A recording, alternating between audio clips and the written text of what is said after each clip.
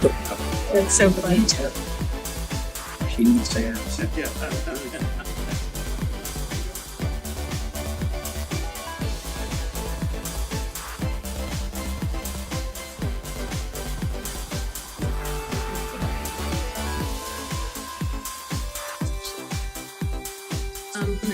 Chris, would you lead? Of course. Okay. On the meeting order. Yep. Oh, not yet, guys. We'll sit back down. All right, good evening, everyone. I'd like to welcome everyone to the Board of Finance Capital Planning Workshop. I'll call the meeting to order and ask everyone to please stand while our colleague, Mr. DeWitt, leads us in the Pledge of Allegiance. Or is it? Flag right over there. Yeah, there's one there too. Thank you. I pledge allegiance to the flag of the United States of America and to the republic for which it stands, one nation, under God, indivisible, with liberty and justice for all.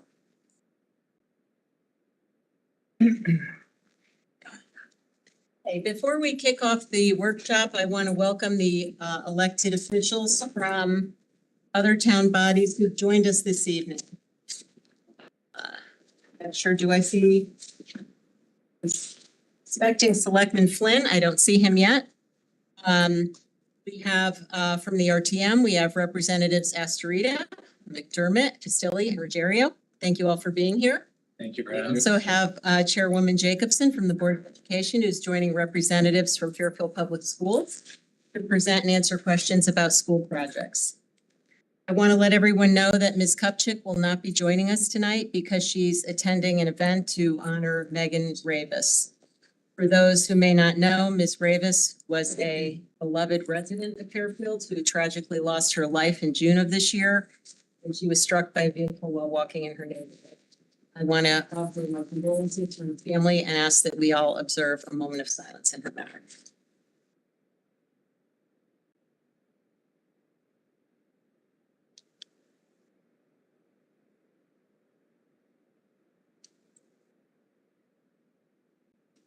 Thank you. For the members of the public, tonight's capital planning workshop is our annual meeting, the purpose of which is to review the framework for the town's long-term capital needs and spending. Our capital planning is a process that sits apart from the town's annual operating budget, and it covers larger capital projects that are financed through long-term borrowing rather than directly through the annual budget and appropriation. But those two processes are interconnected. When the town borrows money to pay for capital projects, the borrowing typically occurs through 20-year municipal bonds, and the principal and interest on those bonds is paid back annually through the debt service line in our operating budget. As a result of that, the commitments we make on capital projects impact our town's budget and finances for many years into the future. The key objective for our board tonight is to understand how the debt issuances and future debt service costs for planned capital projects align with the priorities, or the policies and limits we've established and the guidance we have from our external financial advisors. This allows us to manage our capital spending and our debt service thoughtfully and intentionally, protect the town's AAA credit rating, and manage our future operating budgets by planning for consistent capital outlays so that we avoid unnecessary volatility or fiscal cliffs. Aside from the focus on the overall plan and its impact on future debt service, we will hear about and have the opportunity to ask questions about specific projects that have been proposed, why they've been prioritized, and the basis for how. I do want to state clearly that we're not voting on any of these projects tonight. So the intent is not to take a deep dive into each project. We'll have the opportunity to do that when the individual projects come back before us for approval.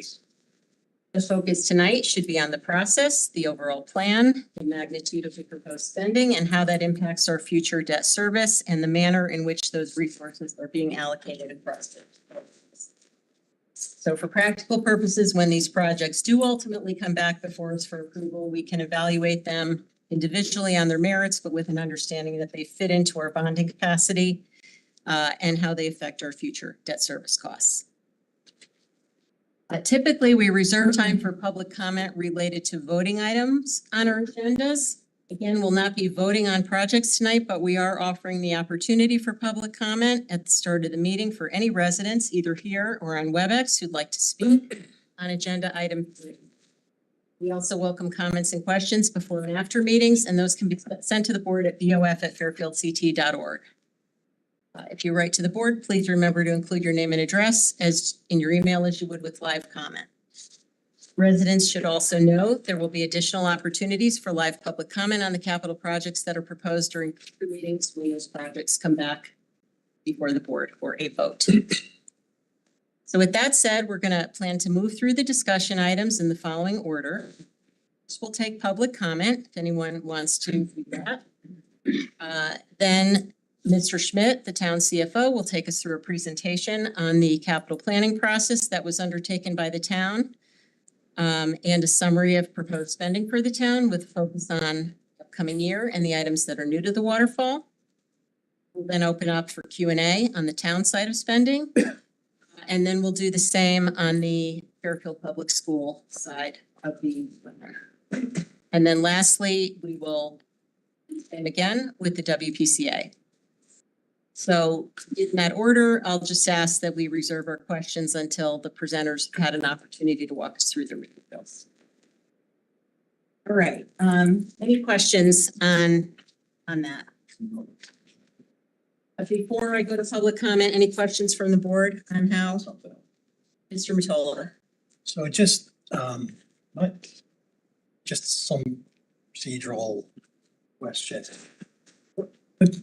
The first select woman has this capital working group. Is that what it's called? Yes. And you're a member of that? Yes. You and Mr. Walsh? Yes. All right. And now I take it that since we just received some of the information that's before us today, the capital working group hasn't seen any of this information. Is that fair to say? Yes. I can talk about the process a little bit and we have Mr. Astorita and Mr. McDermott are also part of the group. Okay. Yeah. So the group was convened twice this year. Okay. The first meeting was at the end of August.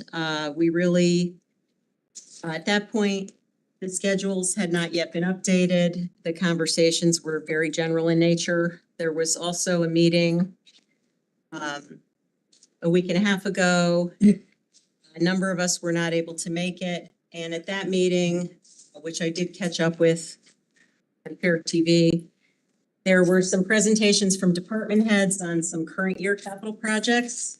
And there was a presentation from the Board of Ed on their updated waterfall. But none of that had been pulled together into an overall plan. So yes, it is fair to say that, at least from my perspective as a member of the working group, I'm seeing this information at the same time the board is seeing it. What you're seeing tonight is not a product of the working group. There was no consensus or vote. It was just, there were a couple of meetings and some of the items were addressed. So I just want to be clear on that. Ms. Marmion. May I follow up on that, just in terms of process, because you mentioned at the outcome, at the beginning of the meeting that we were going to talk about process.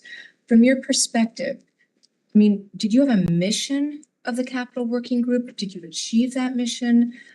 Has it been useful? Because I know it's new in terms of capital planning this year. Has it achieved anything? Lessons learned? Just curious because it is new. Yeah. Do either of any of the other members of the group want to offer any comment? Sure, I'll start. So I'm Ken Astorita. I'm currently an RTM member from District 10. So I'm new to the process as well. I'm also relatively new to town government. I've only really been involved in the last couple of years. I was asked to participate in I think the formal name is the Capital Planning Commission, probably about 9 months or so ago. So I did join it a little late after it started. When I joined it, my expectation was that it would be a forum where the town and various members of the governing bodies could get together and sort of look forward with respect to what capital projects are coming down the road and to get an idea, not just for the next fiscal year or the next 5 fiscal years, but even to get an idea of what's coming down the road beyond that. So that, town entities, particularly say like the Board of Finance, can begin to see those things as they start to come over the horizon and to begin to prepare for them. I think at least from my perspective, that goal has been achieved, because I think now we have a pretty good idea of where we stand today, where we stand a year into the future, 5 years, and then looking even at 5 years after that. Sure. Can I follow up on that? Sure. Yes, that's what this meeting is prepared to do. That's what the waterfall is designed to do. We meet together. So I'm just not sure what was gained during the capital plan. And I don't know, maybe a lot was gained more, or was it? I'm not familiar with Appreciate that. processes and Appreciate that. so I don't. John, do you wanna? I just, Ken, thank you for what you said, but that's exactly what this board's been doing for the last 10 years at this Right. meeting that's supposed to happen every September. So, and I know you're new to government, but thanks for saying that. To me, it seems like what you're doing is exactly what this board does. Well, the one thing I would say, and it may be a little different, and I don't understand your process, so forgive me here, but I think you guys look at it, this is the one time annually that you do this. Am I understanding that correctly, where you look forward? And I think the committee meets regularly to also evaluate things as they may change. So there may be some differences there. That's kind of how I would see it. I don't think you've been meeting regularly, have you? Not this year, but Can I give some context here? So I think it actually worked out better last year when the workshop met in January. That it actually, I think the working group, the capital plan working group that the first selectwoman formed worked out better because there was more time to do things. This year, first of all, the working group is very valuable. It's collaborative. It allows a lot more time to dive into each of the issues and each of the projects. The problem this year, I think, was more an issue of timing, because we knew that sort of as the outer date was the end of September to prepare for this, which was the original date of this workshop, which was the end of September. We attempted to have a number of meetings in August. We didn't always get responses. The participation was not going to be great. And so it was difficult to get it off the ground during the summertime. And the same thing with the beginning of September. So last year, when we did this and we saw the working group play out, I think it was very effective, because we spent not one night of 3 or 4 hours, but there were 9 meetings where all the members could dive into into the projects in a lot of depth, and also understanding the context of each of the projects. And so, I think given the chance to allow it to happen, and, maybe I would argue for the changing of the timing of the workshop.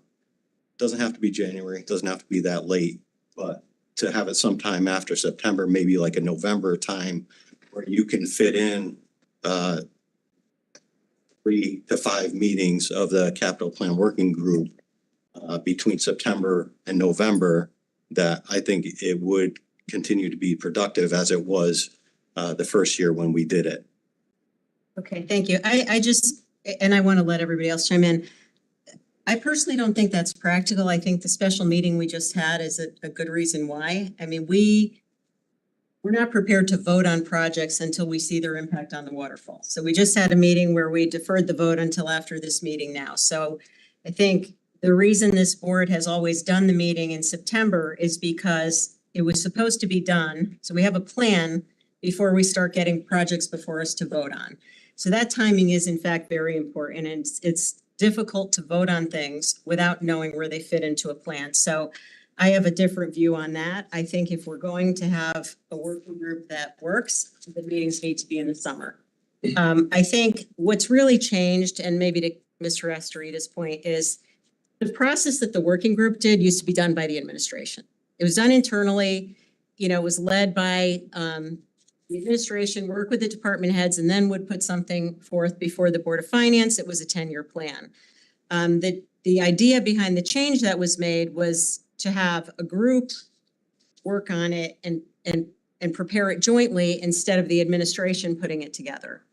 I mean, from my perspective, I'm not, I don't think that's really what we're doing. I think the working group was usually hearing about things that the administration proposed versus, brainstorming or collaborating. So, I'm not sure. I think it's worth having 9 meetings before this group meets. That's my personal opinion, but, we'll see how it goes. Mr. DeWitt, did you have a question? I just want to add a little historical perspective, especially for the newer members of government anyway. We've been doing this, how long, Mary? Mary initiated this, by the way. This is Mary's work product. So, she should be very proud of this. Well, the way I looked at this every year was, and you say we met once a year, and it was a really in-depth analysis of this. And you're gonna hear me, especially, I can only speak for myself tonight, you're gonna hear me ask things like, wow, I can't believe we think we're gonna bond $47 million because we haven't ever bonded over $35 million, right? But when we walked out of this meeting every year, this thing went in my bag and it was the gospel for the rest of the year. And you were here earlier, we asked, why can't I think of your name? Angelus? Angelus, thank you. We asked Angelus, hey, what was that number that was in the waterfall before? Right?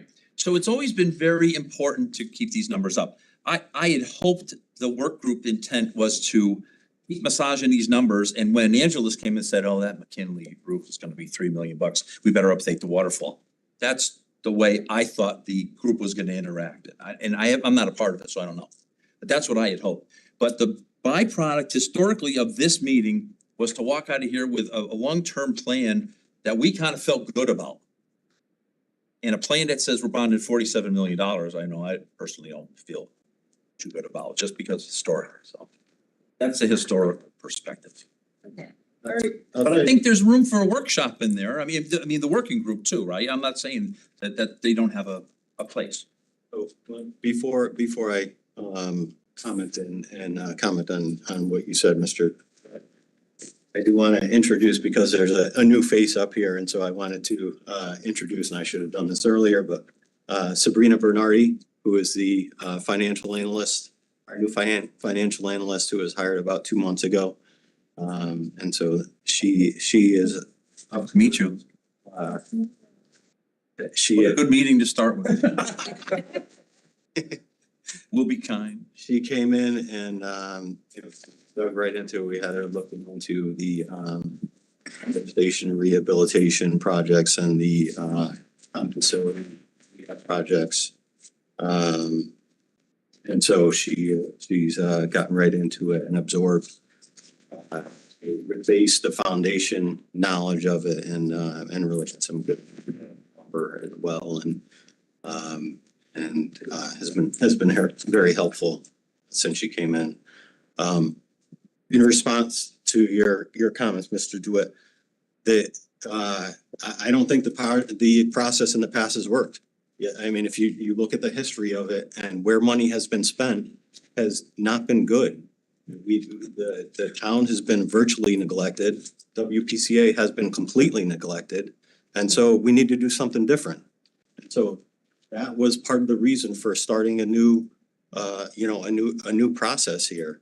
I'm not saying we need to have 9 meetings every time. I think we did that the first time, and that was a good to set the foundation. But if we have 3 to 5 meetings to go into a lot of detail on all the projects, it's, that's going to be a more thorough vetting of these. And collaboration is never a bad thing when it comes to these types of projects. So, that was really the purpose behind it, was that as we went and looked back at what's been produced by the process from the past, it didn't work. We, our streets are not in good shape. Our sidewalks are falling apart. There's been no, no attention to to town buildings, and, all these things have been neglected in the past, and we thought it would be good to not just keep it to ourselves, not just keep the projects to ourselves and work it internally within the administration, but to let everybody know what the needs are of the town. And then we can go from there. And as a working group, we can talk about those projects. And if you think that the direction that we're heading in is good, then you can let us know. And if it's not, if you think the priority should be different, then you can let us know that. But, I think the process in the past wasn't working. Yes, Mr. Curley.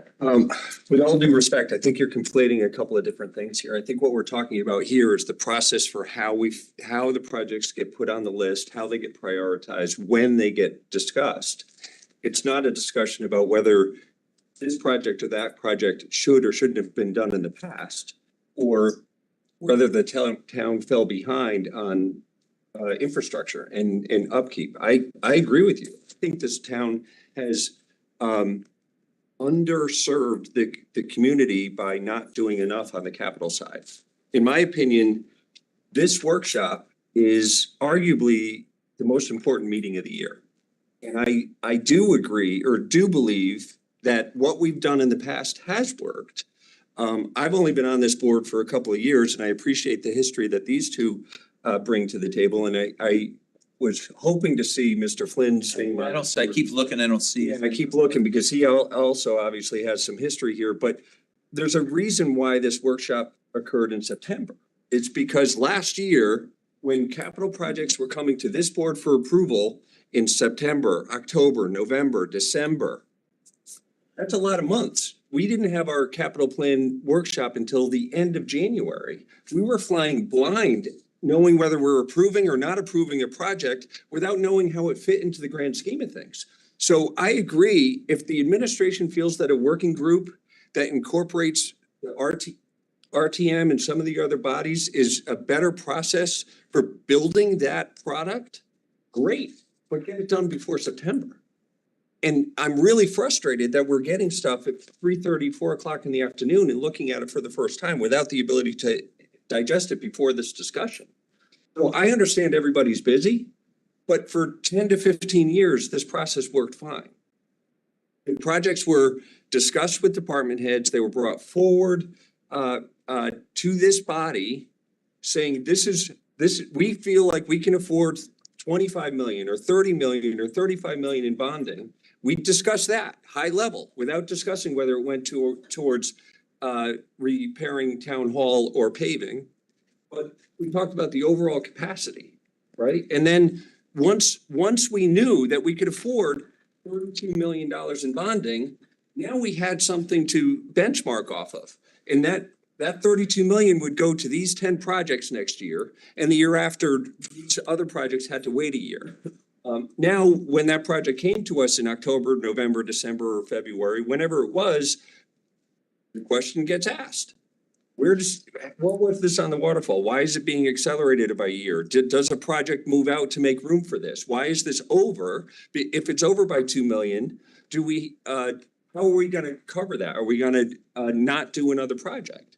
All of those things go into our approval discussions. And if we don't have this meeting in September with good data, we're flying blind. Well, you're assuming that September, everything that you're talking about is assuming that the end of September is the base, and everything has to happen then.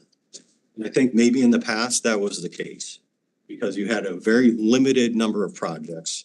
Now we have projects that can pop up at any time. Not true. Anytime. Pull out waterfalls from the last 10 years. Can I just The river for the last 10 years. I just wanna acknowledge something Mr. Schmidt said, because I think it's important. And I really wanna bring in with what Mr. Curley said. There's a difference between the process you have and the decisions that are made in the process. So if we had a process that I think everyone on the board believed worked well, the issue perhaps your point is that the decisions that were made, you know, if we had a process, Both. you can, hang on. You interrupted me. I'm telling you it's both. 35 million. You're making some assumptions. Wait a and I'm telling minute. you it's both. Jared, let me finish. If you're saying things were neglected, okay, that was a matter of which priorities were chosen among the bonding capacity we had.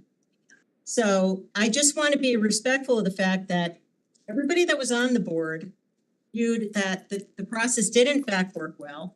It was done by the administration. It was brought forward. It served the needs of the board in terms of being able to understand that when projects came forth for approval, everyone knew where they fit into the total. Now, maybe decisions could have been made differently. Maybe we could have done this less on the school and fixed this town building, or we could have spent more overall or whatever.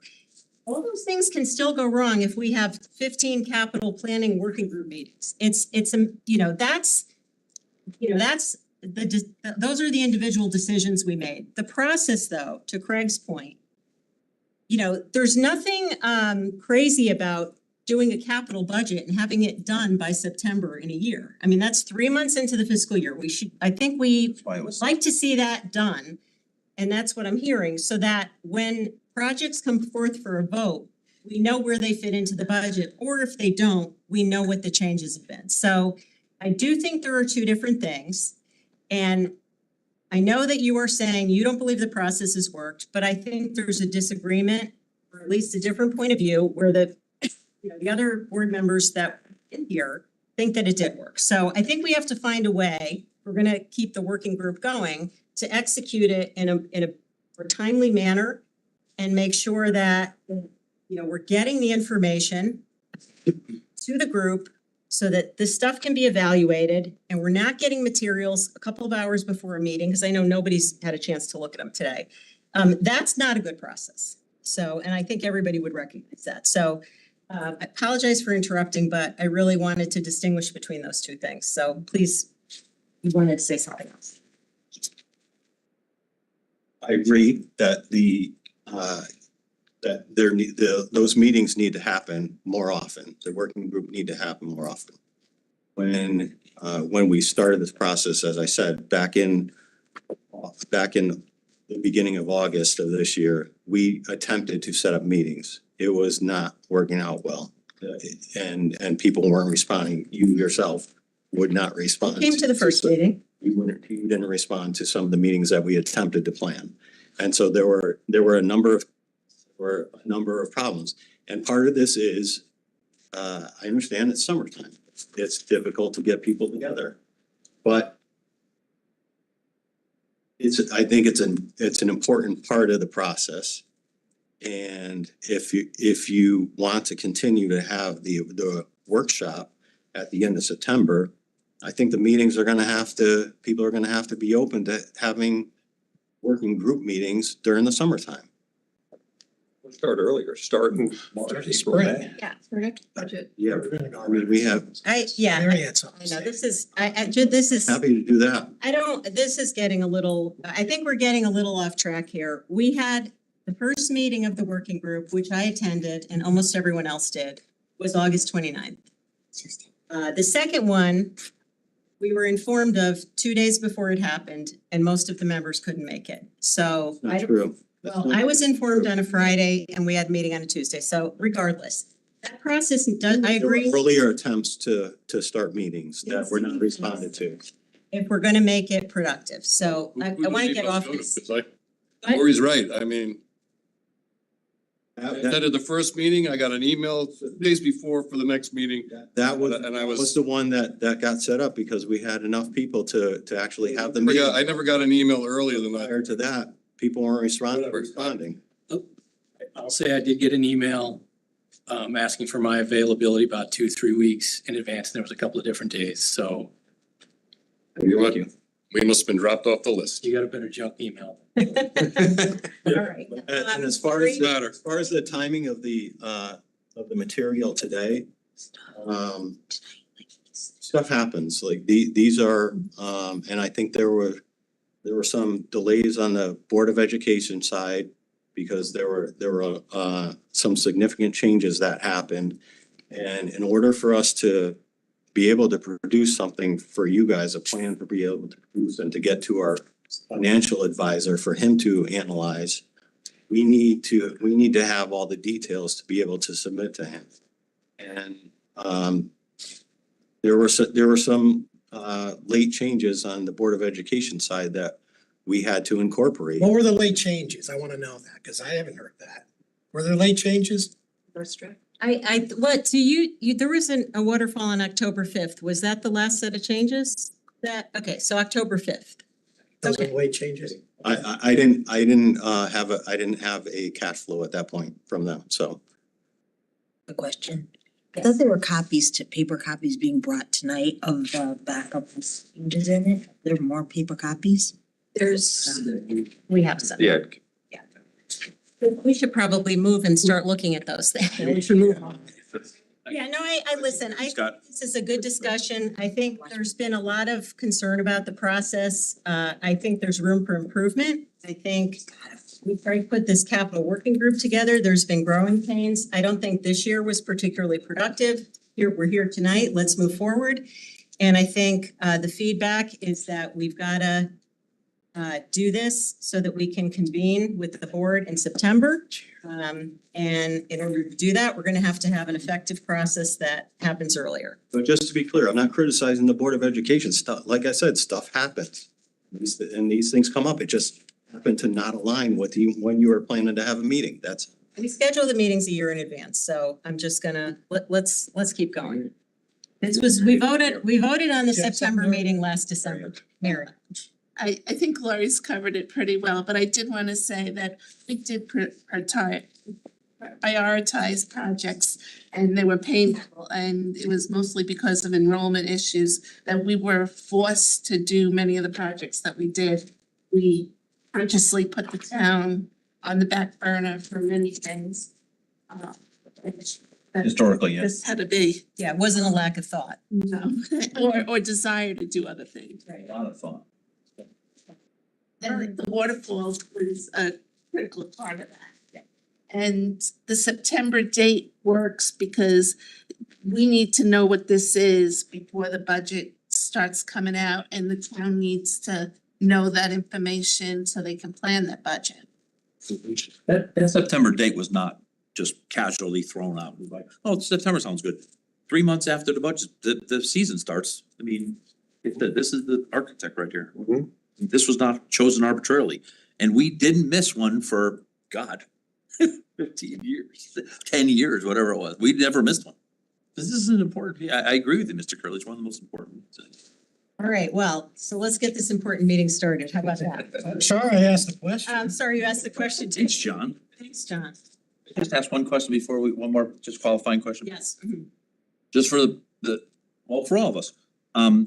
There are established bonding limits, caps. What are they? That is part of the item that we're gonna move into, but. Oh, I'm sorry, then okay. Meeting, no, I did say we would take public comment on anything in the schedule before we actually start the meeting, so we can get that out of the way. I'm sorry about that, okay. So if there's is there anyone here tonight that would like to make public comment? Is there anyone on the WebEx? Any hands? Okay, all right. Then we will move to item 3. To review and discuss town and Board of Ed non-recurring capital and capital projects planning document, their timing and related subsequent bonding requirements, and estimated impact on debt service levels over the next several years. All right, so this item is before us, and as I said, we'll let Mr. Schmidt kick this off to give us some background. Mr. Walsh needs a copy of the, Did you not have a copy? I think Gave him a package. Yeah. still I don't know what happened to it. We're like Someone wants to give you one, I'll make copies. Can you guys share for now? Okay. well, I think it's more important the Board of Finance members have a copy. They can share, and I think To Jared's. start, I'm gonna do a presentation, so. Okay. All right. So this is not even in the materials right now. Got it, okay. Okay. Yes, yeah, We're at the kids' table.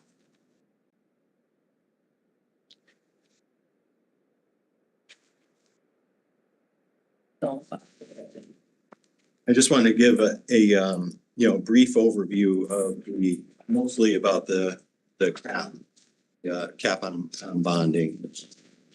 And kind of where it was derived from, how it came about, the administration's cap, that is. And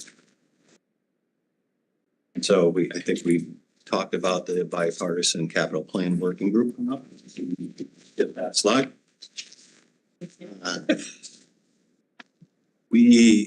And I did mention this in our conversation earlier. So this was the pre-fiscal year 21 distribution of capital funding to the different entities, 3 different entities in the town Board of Education and the WPCA. So this is what, when I came in, this was kind of what I was seeing. And, one of the things that I thought should be changed, and it wasn't just me, frankly, it was people who had been here for a long time and telling me how underfunded and how the town has been neglected, and certainly the WPCA.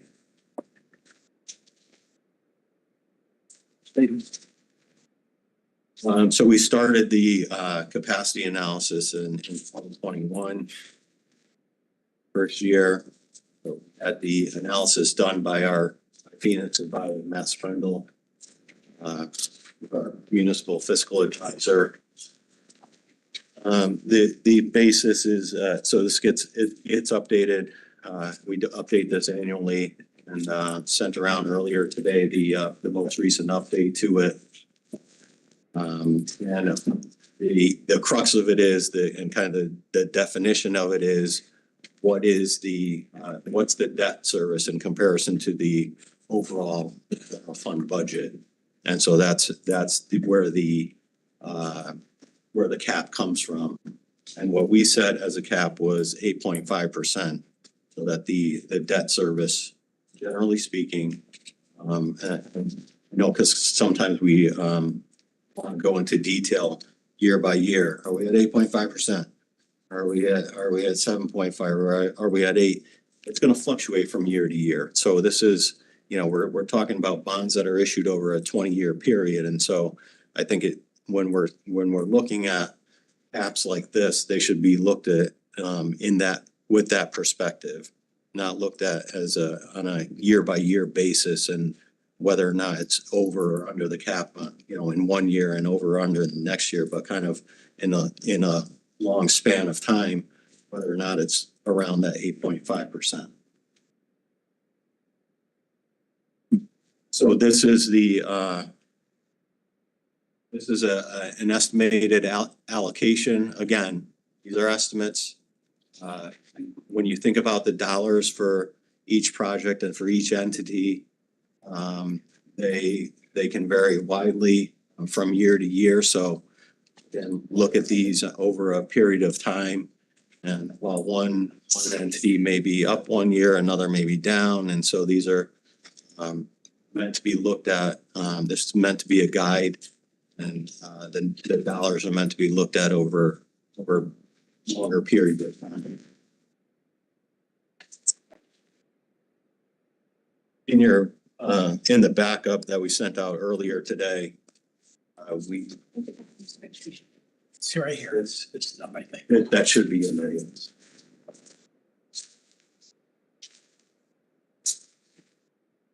So this actual presentation is not printed out, but there's data in there that is. So this chart shows based on the capital improvement plan that you have in your backup, where we would be vis-a-vis that cap. Jared, I'm sorry, it's hard to read that. What are the years on the bottom ranging from? Yeah, so it starts in 24. Oh, yeah, I still can't see it. So it starts in 24 and goes out to 2036. And so what this shows is the horizontal line orangish line, that's the cap, 8.5%, 8.45%. And where we would be, if the, capital improvement plan as it's presented followed to a T. So that's where we would stand. Numbers up there right now are not till 2036, are they?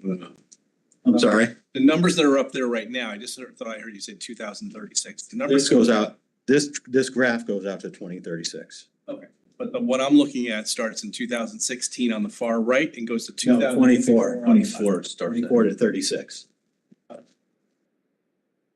If we execute the plan that's on this piece of paper tonight, we'll only be, for the fiscal year we're in, we'll be at 6.7%. That's right. Of an 8.5% cap. That's right. And that is and that's $20 million, so that's okay. That math works. So, and I mean, it's a good point, and it's a good thing to talk about, because that 6.7%, that's all past bonding. Like we, Oh, yeah, that's the base. That's the base. We're just paying interest on that now, right? Yeah. So it's gonna, it's gonna increase from there. So in any given year, like I said, in any given year, these numbers, that percentage is gonna fluctuate depending on how the bonds are structured and the amount that we bond. One single year's worth of bonding is not gonna have it, as long as we stay kind of within the range of what the cap is, not gonna have a huge effect on these numbers one way or another. The effect is gonna be 19 years before, not the single year bonding. Can we just? I'm sorry. That's the end of the presentation. Thank you. Mr. McCullough? So why, what's the, We leave that up. why did you come up with an 8.5% cap? What's the rationale behind 8.5%? I think our Board of Ed policy says. Board of Finance? Board of Finance, Board of Ed, Board of Finance policy says 10%, Oh, yeah, right. right? Is that what it is? Yes. 10%. Yeah. So why have you put this, maybe it's the wrong terminology, an artificial cap of 8.5% for bonding, when our policy that was vetted many years ago says the town can afford, and I know things change, the town can afford up to 10% for bonding capacity. What was the thought process behind that? Yeah, I mean, it's a good question, because we, when I first came in, and I looked at the history of what that percentage was, the 8.5% was actually on the high side in the history of things. So my thinking at the time, and in talking to the first select woman, rather than have political fights, and when I say political, I don't mean Republican, Democrat, I mean, you guys may have different opinions about how much money should be borrowed. And so at 8.5%, that's what it was that year. I knew it was kind of on the high side, but it was also below the 10%, which is the Board of Finance. So basically, even following the 10% cap, we were right around 8.5%. Right. So if I may, I remember Mr. Schmidt coming in as the new CFO and saying, I know your objective is 10%, but over the last X number of years, you've never gone above, I think it was like 7.5%. So he's like, oh, I'll give you another percent on top of that. We capped it at 8.5. I mean, this is not new, right? And we always knew there was a disparity between what the administration was capping it at and what we had kind of fictitiously capped it at, so. And it's interesting because, the questions that, I don't know if anybody stated it outright, but the question that we've gotten about it, some have been, why is it so low? And others have been, why is it so So high, yeah, exactly. I think it's at a pretty good place. Well, but Madam Chair. Yeah, Mr. Curley. But I will say, again, politics aside, it's not an R or D thing. I think everybody in town feels like we are facing a lot of deferred capital projects. The town has been neglected And we're trying to play catch up on a lot of stuff. We also know whether it's the Board of Ed air conditioning projects, whether it's the WPCA, we've got a lot of capital projects in front of us. We just came out of a period of very low interest rates. We've run up, but we missed a window where we could have been doing more and getting closer to that 10% number and paying less for that. So I respect that we want to be conservative. I think we all agree that we want to be fiscally prudent. But I think we have to really talk as a board about whether we can afford to go above 8.5%. Because the longer we kick the can on these projects, the more it's going to cost us in the long run. We're seeing that on almost every project that comes back to us. The estimates were wrong, that the numbers are coming back and they're higher by 2 times, 3 times, 4 times, whatever it might be. So I think part of this board's discussion should be around that 8.5 versus 10 number. I just wanna, I'm sorry, Mr. Walsh, I know you have a question. I'd like to respond to Mr. Curley because the history of the amount that the town has bonded overall has been about $20 million a year. So to say that we haven't bonded enough or we've been bonding too little over the last 2 or 3 years, been at 25, 32, we've been well above the historical average. So we have been borrowing more money, but also trying to be cognizant of what the ability to pay is. Yeah, I know, I wanna let Mr. Walsh, I do have another comment, but just to when you talk about historical average, if you go back 10 years, I don't know, what was our budget then, 250 million? You can't just look at absolute dollars and say we've been budgeting 20 million. You have to look at it as a percent of the debt service as a percent of the budget. Makes no sense to look at absolute dollars because our budget has grown substantially. So the whole point of this, as we know, is, in the 8.5% is as a percent of the budget. So 20 million, as we've seen, drops us down to, starts dropping us down below. I did have a follow-up on Craig's, but I want to give Jim a chance to comment. Yeah, I got a couple. Greg, and that wasn't what I was about to say, but Greg, in regards to just a couple comments what you said. This whole thing with the WPCA and blowing up, it's really only happened over the last 2 years. Yeah. I mean, from the previous administration, we heard none of this. Thank God we weren't at the 10%, because now we'd probably be going up to 12, 13 more. Mm-hmm. Thank God we had the surplus to be able to pay for Penfield. I think I kind of like the 8.5% as kind of the goal for the following reasons. We never know what's going to happen in this town at any point in time where we may need a bunch of bonding. I never knew that McKinley was going to blow up until they found mold in every wall and we had to spend 20-something million to build a brand new McKinley. I didn't know about all the toxic stuff that happened a couple of years ago where we're not even done paying for that. That stuff's still coming. I did not know that air conditioning was going to become such a big deal and a priority to the Board of Ed. And now I don't know what those numbers are going to come out. I've not seen them, but it's a lot of money. And now we have all this stuff with the WPCA. I think it's a good goal to have 8.5%, because if something comes up, we know we have the wiggle room to still stay at where we want to be, where traditional AAA communities are, which is not going over 10%. So I like to have there to be a little gap. Yeah, and I respect that, I do, and that's why I'm saying this should be a discussion amongst this board, and I respect that perspective. However, I do think that you are facing those things that you're talking about, like the WPCA is here, the Board of Ed AC projects, it's here. Yes. And I feel like every time we kick the can and push these things out longer out into the future, the numbers keep rising at a rate that's greater than inflation. I agree. I mean, they've been big shocks, these number changes, but thank God we have the bonding capacity. So let's use it to do it. Yeah. Let's pay for it now. I have no problem. Any WPCA project that comes before us, it's such dire shape down there. Let's do it. I don't want the toilets to stop working. Do it. I'm ready to bond that amount. on record. Even if we have to get up to 10%. But I think we're fortunate, at least I feel fortunate, to be where we are, to realize we do have capacity. Agreed. And some of these projects are just long-term. I mean, you know, the planning time to get it done is just a lot of time. The planning time on, you know, I'm shocked. You know, we haven't even spent any of the air conditioning money that was in ARPA because they can't spend it because they have been planning how they're gonna do the air conditioning. It's just, there's a lot large lead time. So, you know, I'm not saying, and personally, I'm not a person who goes up and spends my credit card limit right off the bat. I like to, you know, always have some capacity in case something in my own life goes crazy and I need instant cash to be able to do something. And I just kind of want to respond to both.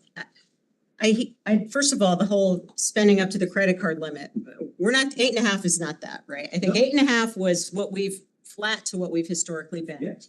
And I also respect and appreciate everything that you've said, Jim, because things come up.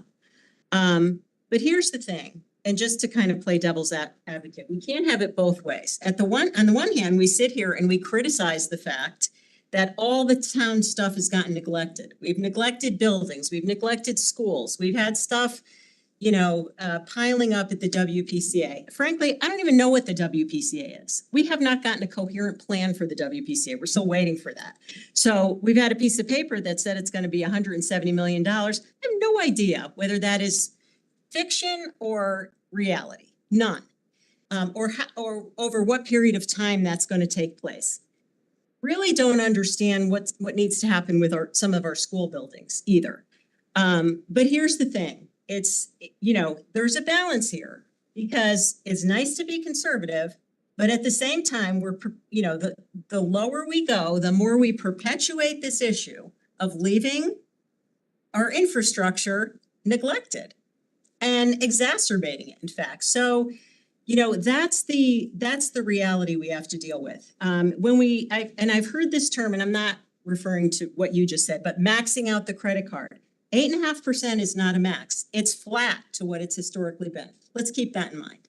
That's flat. When we're seeing these numbers going down, we are underinvesting versus our historical average. So I just, I realize what Jared said, yeah. The numbers you're seeing here aren't the current year. They're an accumulation of the debt service from prior years. But we have to get that right balance because, you know, when we see within the space of 2 or 3 years, project costs doubling and tripling, this is insane. And part of what we're struggling with here is trying to understand how reliable these numbers even are. Part of the challenge I have with this process is we continue to focus on the current year and we haven't yet completed the work to get realistic estimates for the really big things that are facing us. WPCA, schools, tide gates, whatever.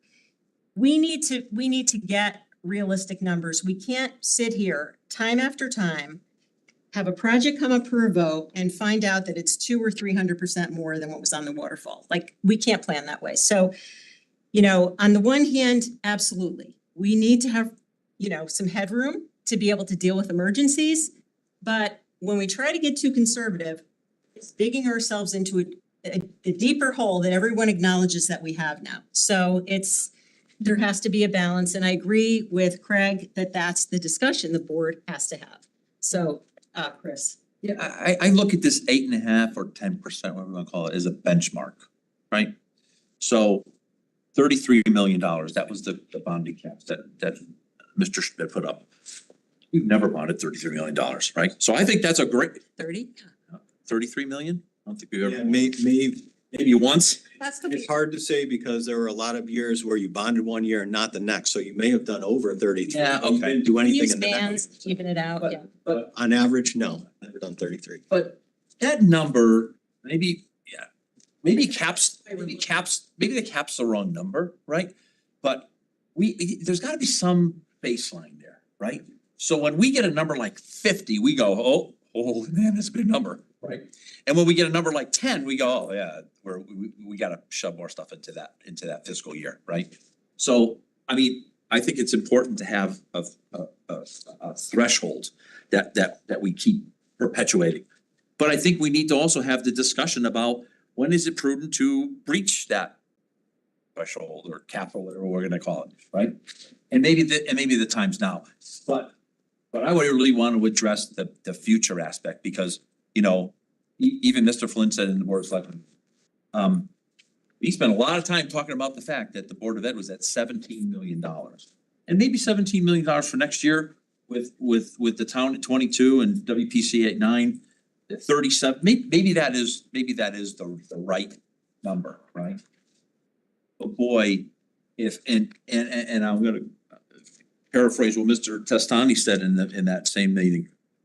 None of these numbers are good, right? We're not so sure about any of these numbers, you know, we don't have a high confidence when we put in any of these numbers.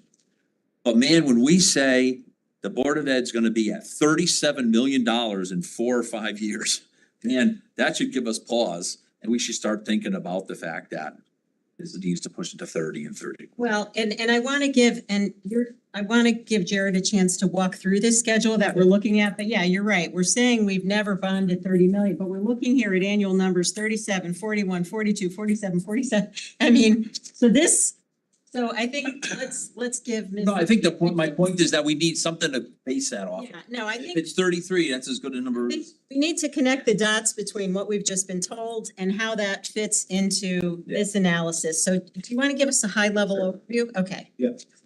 So if you go to the first page labeled Exhibit 1. And I just want to, and I apologize, but for people who are online, I want to make sure that we get let me just make sure I can refer people to the page number that we're at. So this would be on the Page 3 of the. yeah, on the, it's page 4 of the PDF online of the document called 10/9/23 updated backup. Okay, Jared, go ahead. So I can bring up.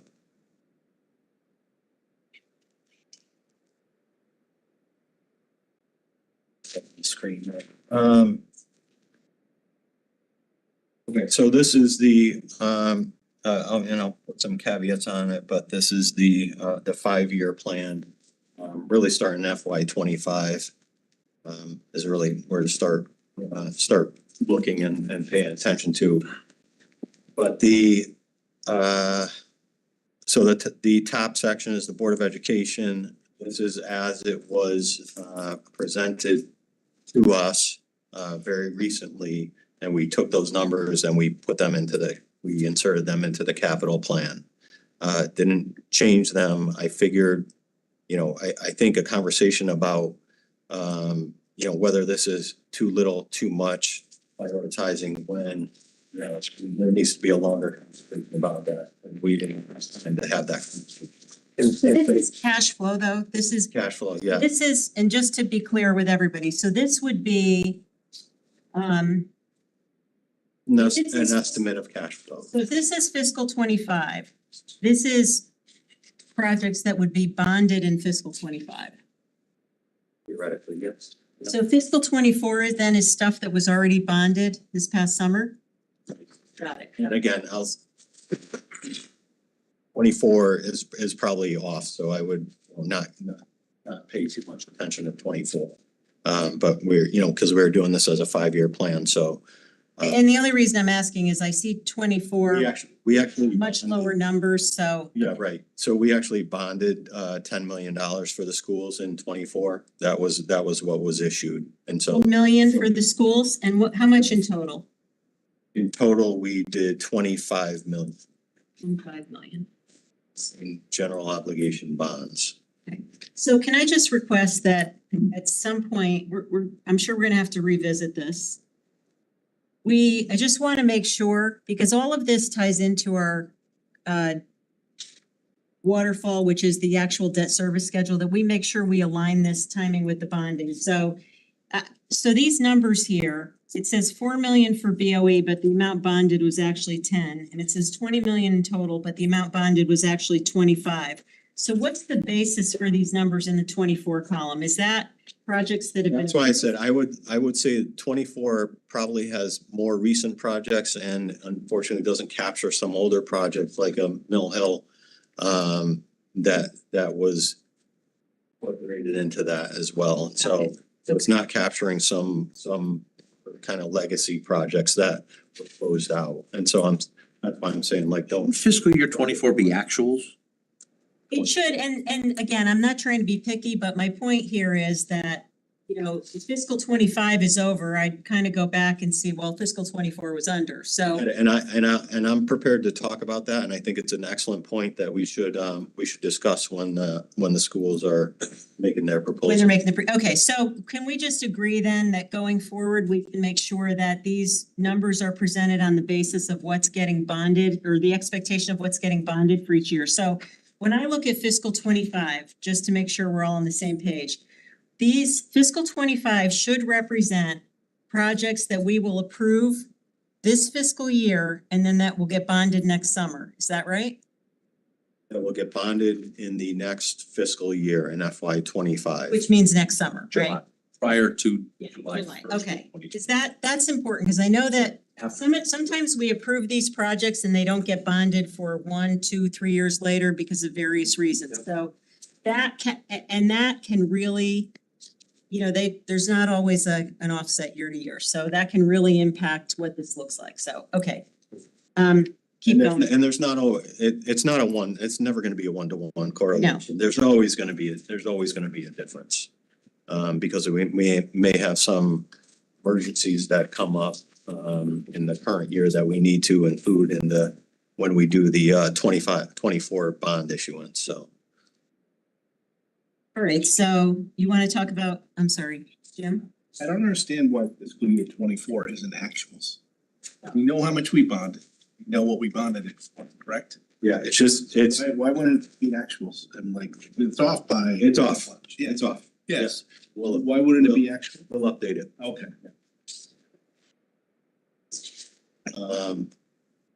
So this is as I said, this is the Board of Education's, as it was proposed to us. I'll say, look at this long-term, the way it's been proposed to us by the Board of Education, there's about $200 million in over a 10-year period.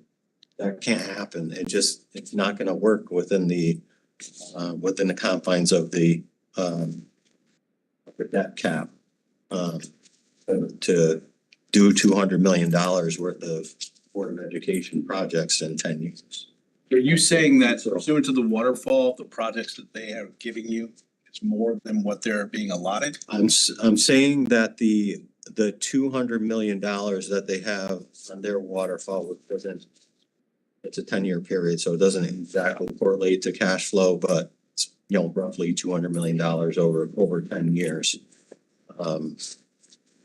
We wouldn't be able to do that. And as we move forward, and we're able to have deeper discussion about what they have in their plan, that there's gonna have to be some restructuring of this and really like, what are your priorities? Sure. Are the priorities renovations in a school, or are the priorities HVAC, or what are those priorities? We're gonna have to sit down with them and tell them it's gonna have to work, right? Well, before you get too wrapped around those numbers, Mr. Walsh, the numbers that are in the Board of Ed waterfall don't matter. Just FYI. 25 or 17. Because what's They're lower, some are higher, but they don't match. The first year does. the difference between what's in the, I don't like the word the waterfall, but what's in their capital plan, which is really when, at the time that the project is being proposed, how much is it? So you could, for example, last year when phase 1 of the HVAC was proposed, that was a $22 million project. Not all that happened in 1 year. That was played out over a 3-year period. Didn't we have it on both? We had it on a cash flow and an improvement. Thought we had it on I thought it was always cash. Have it anymore? I thought there was some Yeah. confusion last year and I thought we were gonna We try and had it on a cash flow basis. But I thought too.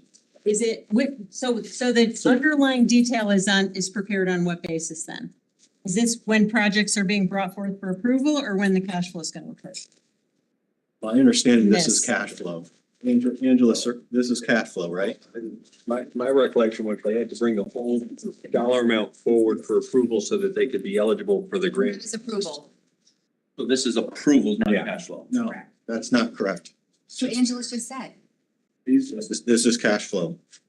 their cash flow, then they shouldn't ask this. Yeah, it's from, Pick one, which is it? it's from a cash flow sheet that. It's if it's approval or allocation, then that would make more sense if using them. This is cash flow. This big sheet is cash flow? No, I'm saying what we have here in our summary is, Okay, so that explains it. Yeah, so this is, I think what you guys have is.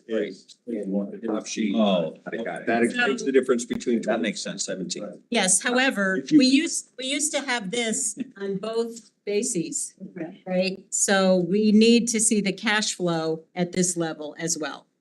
And that's not before us tonight, but that exists, right? Because I know you've given us both Right. versions in the past.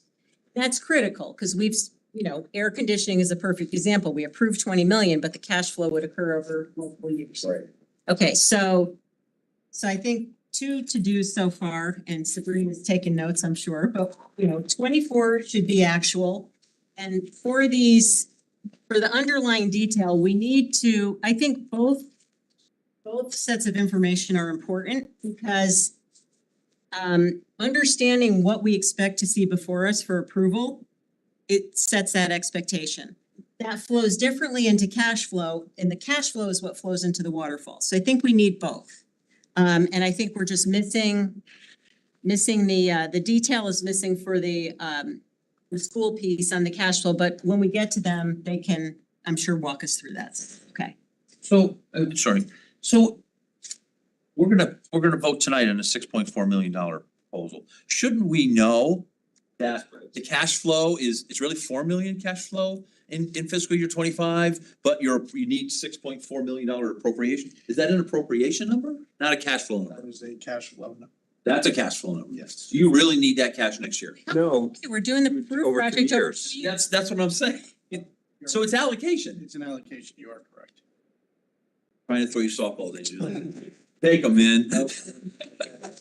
It's not cash flow, the waterfalls Approved. are the approval numbers. Yeah, but I'm just saying, but if tonight's number, it would be nice to know that in fiscal year 25, that really means 4 million of cash flow and 2.2 million of appropriation, whatever you want to call it, or cash flow in 2026 or something. The idea is when you approve 6 million, you want to know where it goes in the waterfall. Right, And so we don't have that, yeah. can you get that breakout before we go Well- back into that other meeting? So when we come up, I can break out what we have Okay. for you. Yeah, hint, we're gonna ask for that. That's good. That's a good conversation. And I'm glad this is cash flow, even if this is allocation. That's good. For 24, yeah. I mean, it's not apples and apples, but I understand. As chairwoman, I just don't want to pull the board back now because I know they're coming up. Right. I would like Mr. Schmidt to stay up here during that presentation to explain this problem he has with the numbers. So we know where it exists. I want to know what the problem he's talking about, to what their answer to that question, that problem is. Okay, I don't know if there's a problem or it's 2 different bases of accounting here. We've got a cash flow number and we've got a different. Well, Mr. Schmidt, because I'm going to be asking questions, I wish you could just stay up here during that. So- No, 100%. Okay. So when I know we're not gonna get into the board of it now, but as I look at this, right? So if I look at fiscal 24 and 25 for the Board of Ed combined, if fiscal 24 was really 10 million, fiscal 25 is 17. That's 27 million, 28 million over a 2-year period, which is kind of how we should think about it, right? So it's over the quote unquote cap, but not as much over as it would appear to be if you just look at 1 year in a silo, right? Okay, all right. Really? Well, yeah, because so if we say that we're trying to get to 12.5 million a year, and then we see 17, well, last year was only 10. That's my point. So if you kind of look at the average over the year. Previous year was higher though. Yeah, you don't, And I average it. have that, so yeah. Previous year was You're not- higher than 12.5. Yeah, and if you want to talk about it now, we can talk about it now, but if you want to wait till they, make their proposal, we can do it then. I think the real issue, for me anyway, is it's $5 million over the fictitious cap. But cash flow, like when I was watching the Board of Selectmen meeting, I'm like, man, 6.4, that's half their budget for the year. That's not really true. So if the number's really 4, it's a third of their budget. So if I'm sure Mr. Schmidt factored that into here. So that's really, that's important, right? Cause you know, we've never been at this point where we're so close to that. We're hanging on that 8.5, 10% number. We are, but I mean, I think the other thing too is that, you know, part of what's helpful here is, you know, what did we plan for fiscal 24? I thought we were at 30, right? So since we're talking about this, I'll give a little more history. So in the last 2 years when we bonded, in both years, we've been under the cap. We did 25 million in 1 year and we did 32 million the other year. So we're effectively roughly about $12 million under what the cap was. So there is some wiggle room, there is some cushion there to be able to accommodate what the Board of Ed is looking for, whether it's 4 million or 6 million, that there's some space there. That we could do it and over a period of multiple years that we would still be within the range of the cap. How far back do we take that math? I think 2 years, 10 years? I mean, if you go back 10 years, man, that's like $100 million where you can do all your AC in like a It's a year. balance, right? Because you don't wanna stick to 1 year. Because Yeah. it's gonna be hard to nail it in 1 year, but you know, it's 3, 4 years? reasonable to take 3, 4, 5 years Okay. and to look at that. 5 years. that average. You don't want 5 years. No, I think 5 years, I mean, ideally, in a perfect world, you'd want it to be consistent year to year. Because then you wouldn't have spikes in your debt service, right? You'd have it, and it's not a perfect world, but, you know, it'd be nice if it, you know, could be whatever that Smooth cap is. is, 35, if we're within a couple $1 million in total, year to year, that's the ideal, right? Yeah, and if there were not other factors like, you know, we got a grant. And we have a time limit on that grant and when we can use that grant. And so if we have that, we need to get the project done, we need to get it done to be able to take advantage of that. So there are a lot of things like that. And operational capacity to do these projects. Operational. Yeah, I understand. Okay. So, I just wanna mention that, cause you have to look at it from the budget perspective, in that if you let it go up and down different years, that's gonna be a built-in increase to your budget. your mill rate. And to your mill rate. And That's why it's good to keep understand it, so the steadier you can keep it, the Exactly. better. I'll just say that's not new. Like we've had It's not. fluctuations of, you know, we've had fluctuations of $2 to $3 million a year in the debt service line item. That's why I mentioned the 8.5% was on the higher end of that range when you look back in history. It's been down, I mean, look where it is now, it's down at 6.7%. And so even with the debt that we have outstanding now, there are gonna be fluctuations. I don't hate that 8.5% number, I gotta say. No, I don't either. It's just, you know, I think we all said it, but ideally, you wanna, and Mary said it, you know, you kind of wanna keep bonding amount steady, because otherwise you create cliffs and peaks and then you end up with debt service in your budget that you can't manage. I mean, we all know what it's like to try to find $2 or $3 million in the budget. So if your debt service goes up by that amount in a year, you know, that's like a nice point on your mill rate or something. So it's, Yeah, that's the answer. To Haven. yeah, it's hard to deal with. Saving, oh, don't even start that. God. Okay, all right, Jared, you wanna, so we have to, so just to get back to sort of the plan of what we're gonna do, can you take us through the town side, and then I think we have some department heads available to answer any questions on the individual projects? Sure. So on the town side, you can see the numbers there, a bit more, within that, on average, the $12.5 million range. For the first 5 years. You go out, I know in the past that there have been attempts to try to estimate and project going out into years 6 through 10. What we did was, we came up with a schedule that covers 6 through 10, but lumps them all together and doesn't try to assign different years. So that we know those things are out there, but we're not, not trying to peg them to specific years. Because, as today and every other year tell us, it's difficult to try to predict that far in advance. And so, this is where we are on the town side. If you go on to the next page, you can see the details. I'll talk to What do the highlights represent? the highlights represent where there is new authorizations that we're proposing that were in the past plans. And I noticed there were a couple of lines that had footnotes, or notations, but I did not see the footnotes themselves. So maybe when you get to those, that would help. It's just an internal. Yeah, it wasn't anything that was significant for your purpose. Got it. Okay, that's fine. So before we get to the detail, just one quick, can you just clarify, so the bottom line here for everything. So you said fiscal 24 was 25 million of bonding. And then we're ranging anywhere from 37 to 47 million over the next 5 years.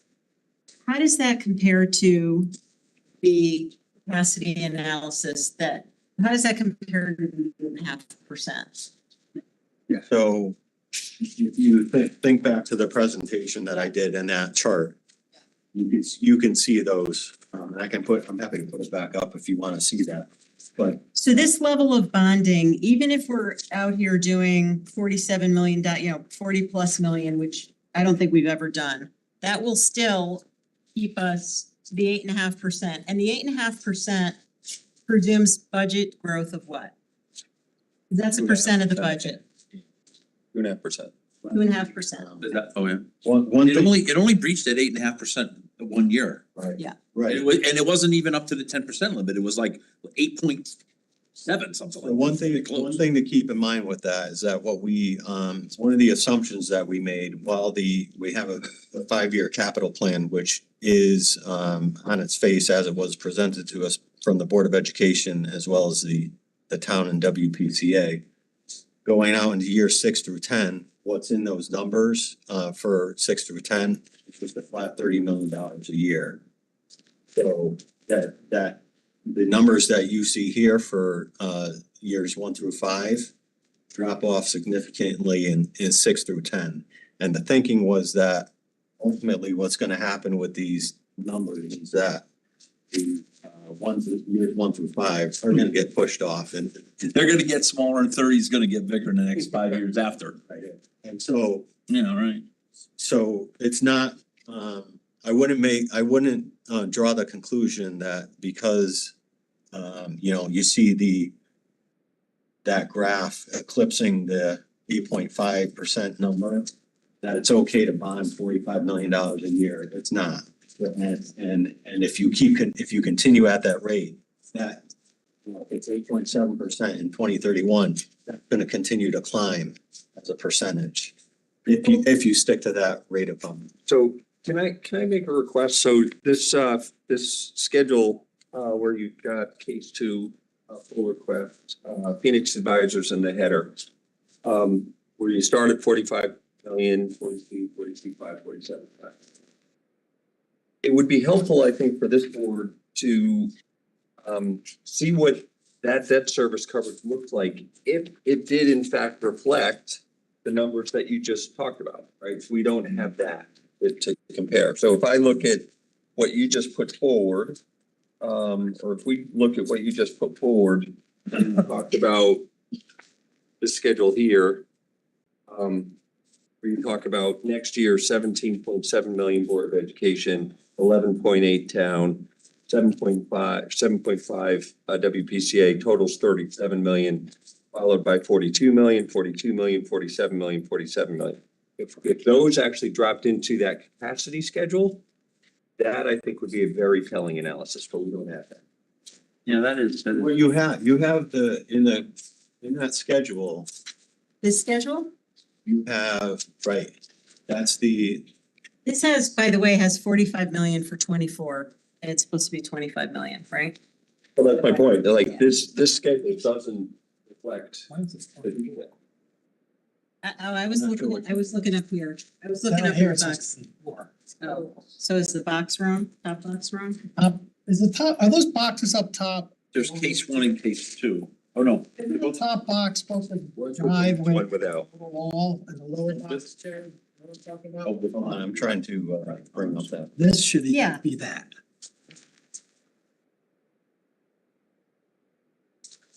Yeah, I mean, and I always thought this should equal this. Yeah.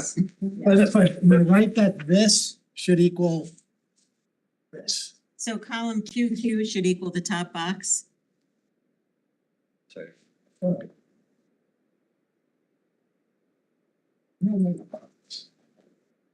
No, the 25 million in column. Bonded is what 35 you million this year. Bonded, yes. So we're hearing. So you're looking at the, just to be clear, you're looking at the, Yeah. QQ, Jared, those numbers should be the same as the box up top bond detail. They should also be the same as your schedule here of the actual capital projects, and they don't agree at all, right? So the, because what you have built in, you have to combine what's in the top box with the outstanding debt that's in the left 3 boxes, left 3 columns. Okay. Because you're taking, this is a holistic look at our picture of bonding, Yeah. which includes, new bonding, but also folding in, layering that onto any kind of outstanding debt that we have. So the new issuances are only reflected in this schedule in the top box? Okay, so I just want to point out the first one is off by $20 million. Because it says 45 million versus 25 million. So it's not off, he's saying July 2024, and so he's not saying that would be fiscal year 25. Oh, I'm sorry, That would be 24. Issuance in. Got it. 24.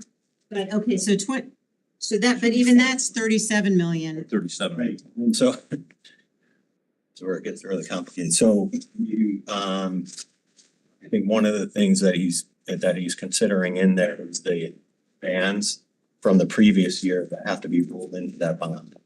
And that's why that's larger. So there's a previous year band that gets rolled into the dollar amount.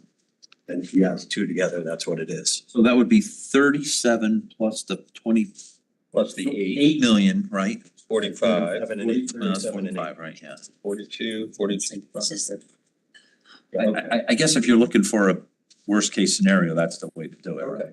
Yeah, bands. So, all right, that's helpful. Because my assumption, what I asked him to do was, let's look at this without bands.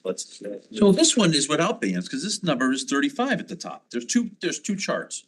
Yeah. One at the top says 35 is for fiscal I year. think it's without bands. I think that's just with a flat. That's just the math. It says 35. I'm assuming that's what that. Oh, This is a flat amount. This one agrees to our actual capital projects sheet. so the difference Bond details are different. between these two is one reflects what's in the capital plan. And the other one, sort of the cap analysis that kind of backs into how much we can bond each year. So if you set it at 8.5%, if you set that ratio at 8.5%, how much can we bond each year? Okay, but I thought you said this one here with the 47 million would roll into that graph that didn't get us much above 8.5%. Is that not right? Yes. That's right. That is right.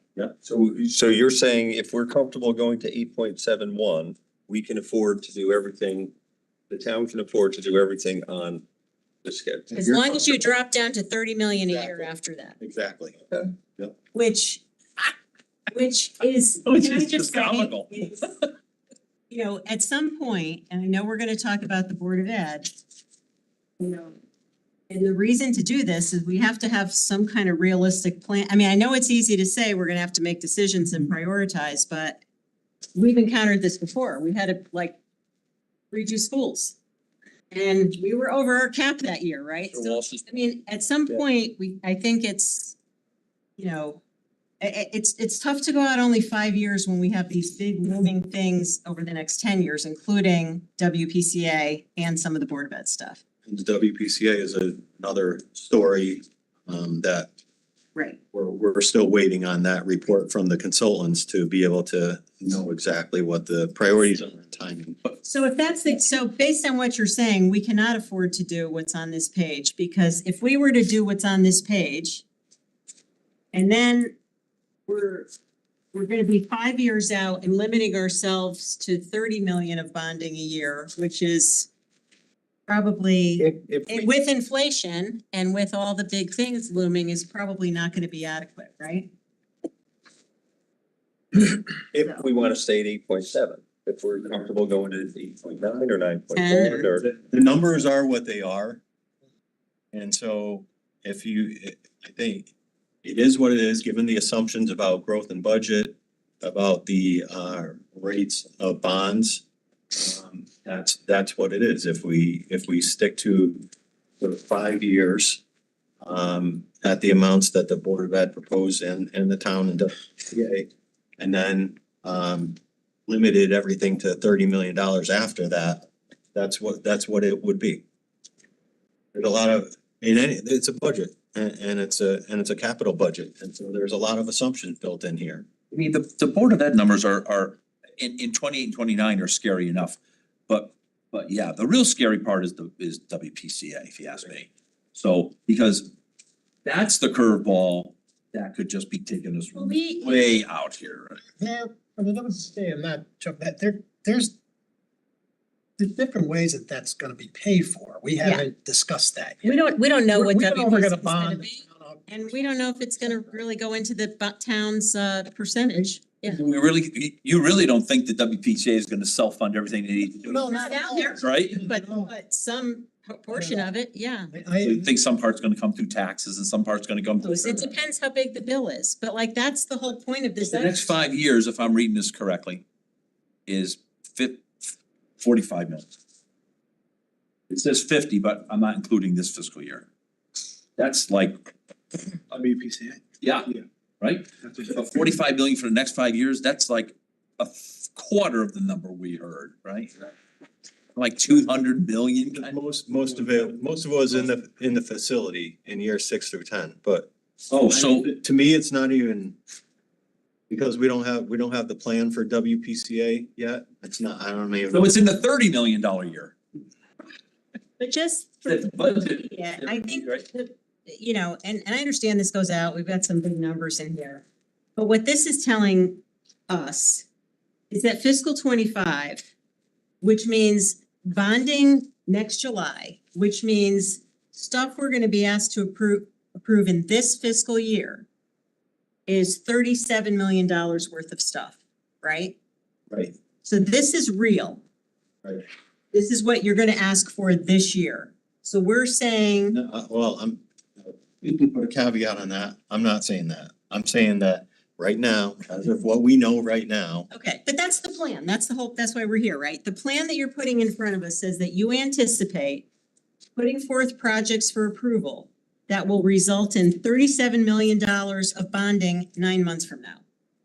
Right. Okay, and I'm not reacting either way. I just wanna understand that, because these numbers, the way they're flowing, it's difficult. I just wanna make sure we're on the same page in terms of when this stuff is happening. So fiscal 25 means now. It means starting over the next few months, we're gonna be approving stuff that is ready to get shovels in the ground, and therefore cash will be spent next year. It's gonna be bonded next year. Okay. and if you look at the other scenario that Phoenix produced, that's the 8.5%. That's sort of the cap analysis. What their analysis says is that It's a we 35. could be at around 35. So it's not that far out of range. So I'd just like to ask for, I think we asked for a couple things on an update of this for next time, getting the actuals and getting the cash flow base reported. The other thing that would actually be extremely helpful, because I've tried to do this myself. And what I've seen consistently is that a lot of things we put on the schedule don't end up happening for a variety of reasons. And they're pretty substantial, whether it be a grant didn't come in or we just can't get to it or whatever. So I think it's just helpful to understand what that history has been. What's, so in other words, if we looked back over the couple years, what have we planned? What have we actually gotten done versus what we planned? And what popped up that we had to pay for that we didn't plan for? That's helpful, because it just gives us a sense of how we should be thinking about these future numbers, because there's all sorts of things that happen. As you said, you think this will happen today, but stuff happens. It would be nice to see how we've actually performed against this plan, at least for the past couple of years. I think that's really helpful information from my So are perspective. you talking about authorized and unissued? Is that? I'm talking about what was on the waterfall versus what was actually approved and actually got issued in bonding. But part of that's authorized and not, yeah, right? Well, no, because here's it. Plan versus authorization versus utilization. Giant steps a couple years ago, that came out of nowhere. We approved $5 million, but there was also $5 million of stuff that we didn't do. So our bonding actually stayed flat. It didn't go up by $5 million. Pushed it. No, we just didn't do it for other reasons. It was on the waterfall, but it didn't happen. So it wasn't a conscious push. So I'm just trying to understand that. How volatile have these numbers actually been? And it just gives us some insight into what actually happens, because I feel like these numbers move so much. It's hard to know how much confidence to have in them. And I think that kind of information is helpful. Madam Chair, on that point, I think that actually touches on something that I think we've had a difference of opinion on as we've talked about this capital plan, because I understand what you've said in the past, Mr. Schmidt, that you will update this waterfall throughout the year. It's a live document. And that makes it hard for us to compare against, right? So what I would expect is you can update it. That becomes kind of a forecast of the capital plan. But when we end this workshop, that becomes a snapshot, right? Frozen in time, something that we can look back to. You talked about it being the gospel, right? The monument. And so we, Monument. Yeah, that's. so you can refresh it, but that becomes a forecast of the capital plan. It's really important to have that snapshot that doesn't change. We can compare and say, this project did get pushed, whether it was intentional or not, or this project came out of nowhere, or this project got accelerated. So I just want to make sure that if that's something that's important to this board, we make that clear to you so that we freeze this thing at a point in time and that becomes something we can compare against. It's almost like having a budget. We don't have a capital budget, so we never see a budget to actual of this stuff. So we don't have the discipline in the process that's kind of inherent in having a real budget. In our operating budget, you have a budget, stuff changes, you make transfers, you move things around. There's always a tracking mechanism to see what happened and why. And we don't have that with this process because it's kind of offline. It's not an official budget. So I think what Craig is saying is, this is what we had in September. Things will change. Let's see how we're performing against it, because I think knowing those things helps us do better budgets in the future, capital budgets. I think I understand what you're saying, and I think I agree with you, but I don't know if you're saying that the document shouldn't change, or if you. The one column static. Because if we get a grant next month, it's gonna throw this off. The numbers are gonna be different. Well, I could. Or if we go Here's what I. go out to bid and we get a new number, that's gonna throw this off. And there's a lot of projects in here to do that. See, what I used to do this on paper. The monuments tonight, I put it in my bag. And then you come through and say, oh crap, Rooster River's gonna be $2 million. Like cross off 1 million, I go 2 million. I do math. Just do deltas. So tonight is the snapshot and everything after that is a delta for 11 months. And then in the 12th month, we rememorialize it and. And if there's a grant that comes up in a couple months that we didn't anticipate, that gives us some headroom. Right. So you're like, man, if we do some school other roof because we got a big grant, what are we gonna move out? That's 5 million, it's extra. It's all about, it's just deltas at deltas.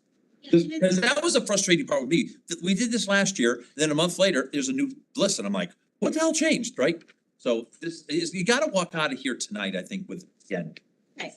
All right, so If you want for your purposes, if you don't want us to show you any kind of update that we're actually experiencing, we won't show we it. want an update versus the actual that we saw. It's understanding what's changed.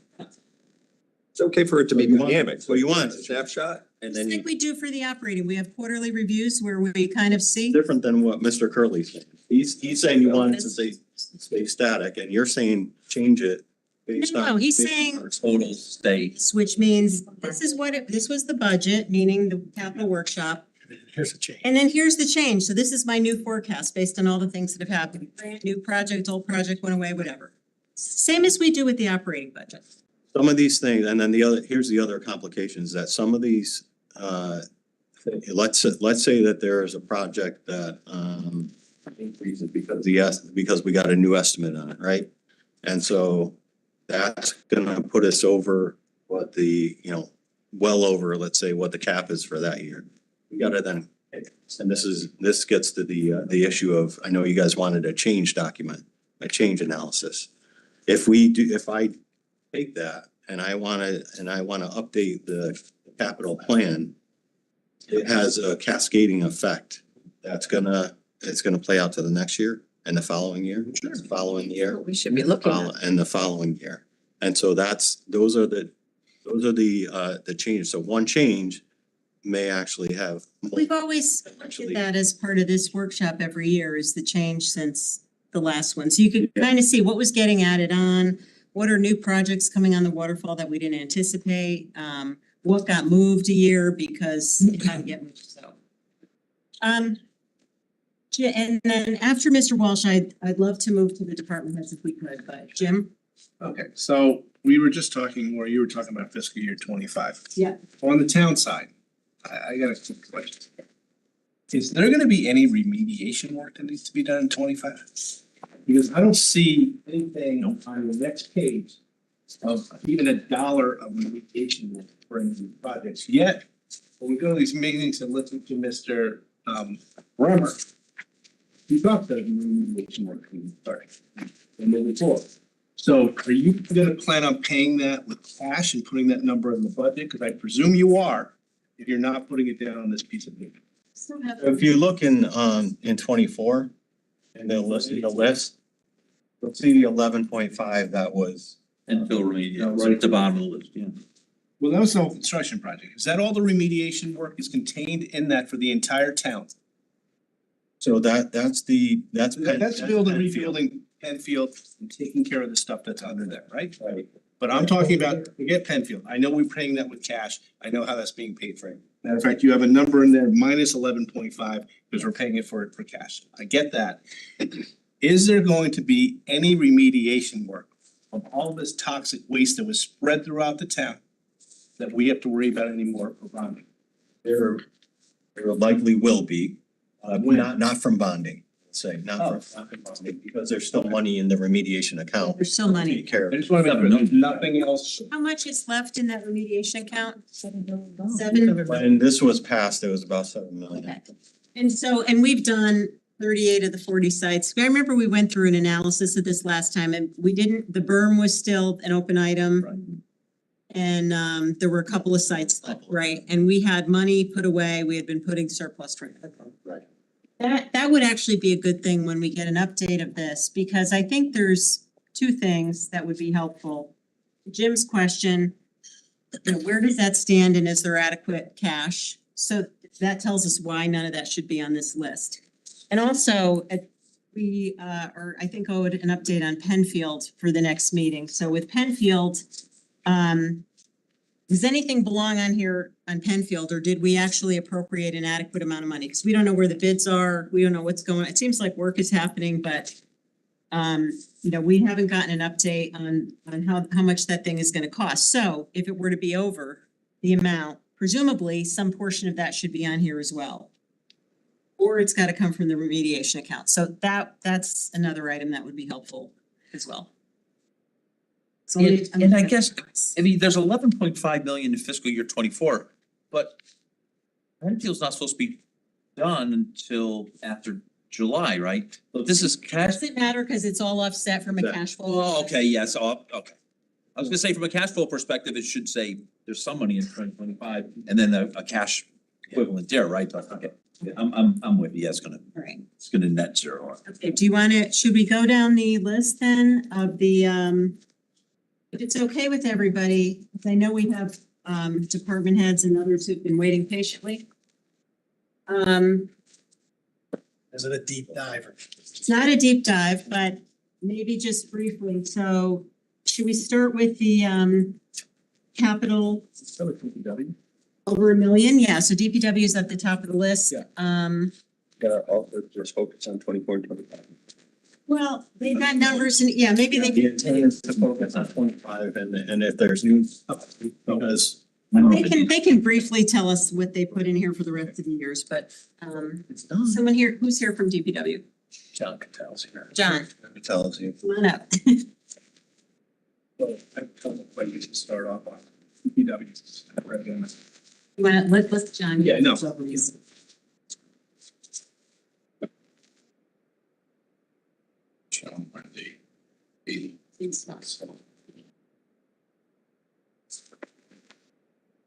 You guys want to just ask questions or?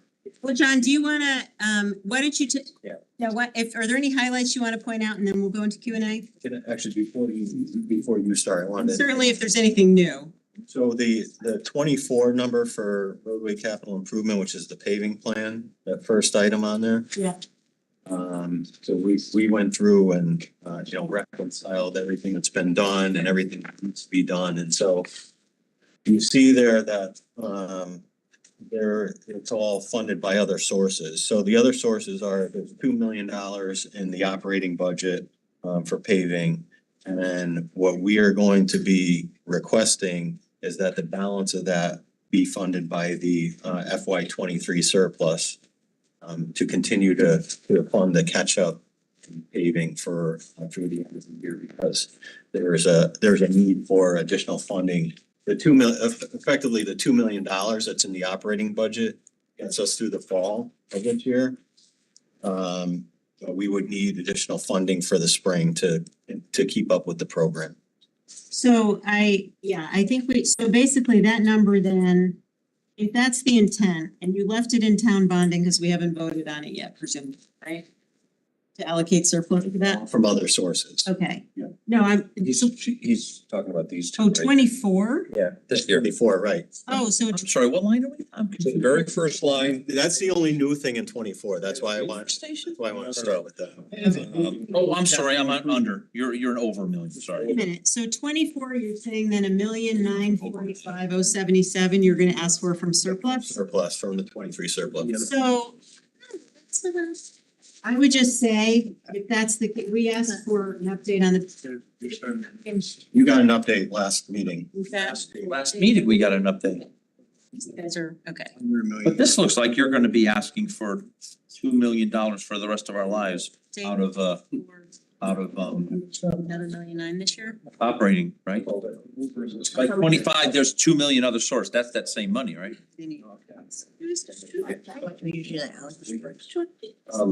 Okay, so, all right, so we've got that. So John, is there anything else you want to highlight before we go into Q&A? That, just the roadway paving, like sidewalks. Sidewalks. And then we're doing sidewalks also. Where is that on here? It's on about 5 lines down. It's called $1 million a year for the next 5 years. So I'll hit a very high level and then John can go. This is the over we want, but we had a similar study that was done of sidewalks like we did with paving. To figure out where the needs were, because some of these sidewalks are atrocious. And so we kind of started doing the same type of thing with the sidewalks that we did with paving to start funding some of the backlog of what would be to fund the improvements to existing.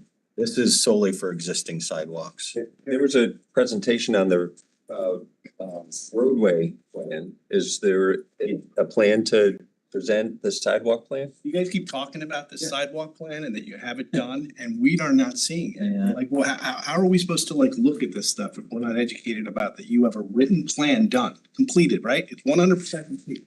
So I'll let John talk about it. The plan is, the sidewalks have been inspected. Did all 125 miles of it. the sidewalk program is, you have some that will be done with streets when we're paving. And then you have ones that are worst chronic liability issues, a portion of that, and a portion of closest to school. There was a big push to try and get sidewalks upgraded or near the schools. So $1 million that he was talking about kind of combines some that are closer to the schools within the walking distance of most of your younger students, as well as some of the chronic or more higher liability sidewalks. So we do have that one. I guess at some good time we can roll that. When that comes forth for a Put vote. it on our next meeting. Yeah, Do I'd you- like a presentation on the plan. Yeah, okay. You thought that we would do a presentation. We just weren't there yet. I know you kind of. Get it on the thing right now. And let me just be clear for the board. Do you want this presentation in advance of when it comes up for a vote? Yes. Okay, so we'll talk about that and we can get that done. Can you just clarify though? There's also sidewalks or there's money in the roadway improvement plan? There is on this, with this current one that you have. And all the same? So when you're fixing a road, it might involve dealing with a sidewalk. Or it did not. Okay. The new. Yeah. So when you present the plan, will that include both A concerns? certain amount of dollars towards sidewalks with this plan going forward with the roadway plan. So. That basically just kind of really addresses, it's not gonna say, okay, we do a road, we're gonna redo a whole sidewalk. That's just addressing those locations that have defects that are parallel to the road. And fixing them as we go along. As well as we're required by law to do the ADA ramps. So whenever you upgrade or do improvement to the road, the laws now require you to upgrade the ADA ramps and to a certain point the sidewalks on it. So there is some money in this going forward with these numbers on the road paving that includes it, a certain amount of the sidewalks. Mr. Wells? Can you give me some sense, since we don't have the report, seeing $1 million a year going out to year 5, I presume that's not gonna end. What did the report say the total amount of cost would be? I think it was about 17 million. The 1 million, in honesty, the 1 million is a placeholder. That's a placeholder number. We're gonna go through the first year of this and see, see how much work can be done.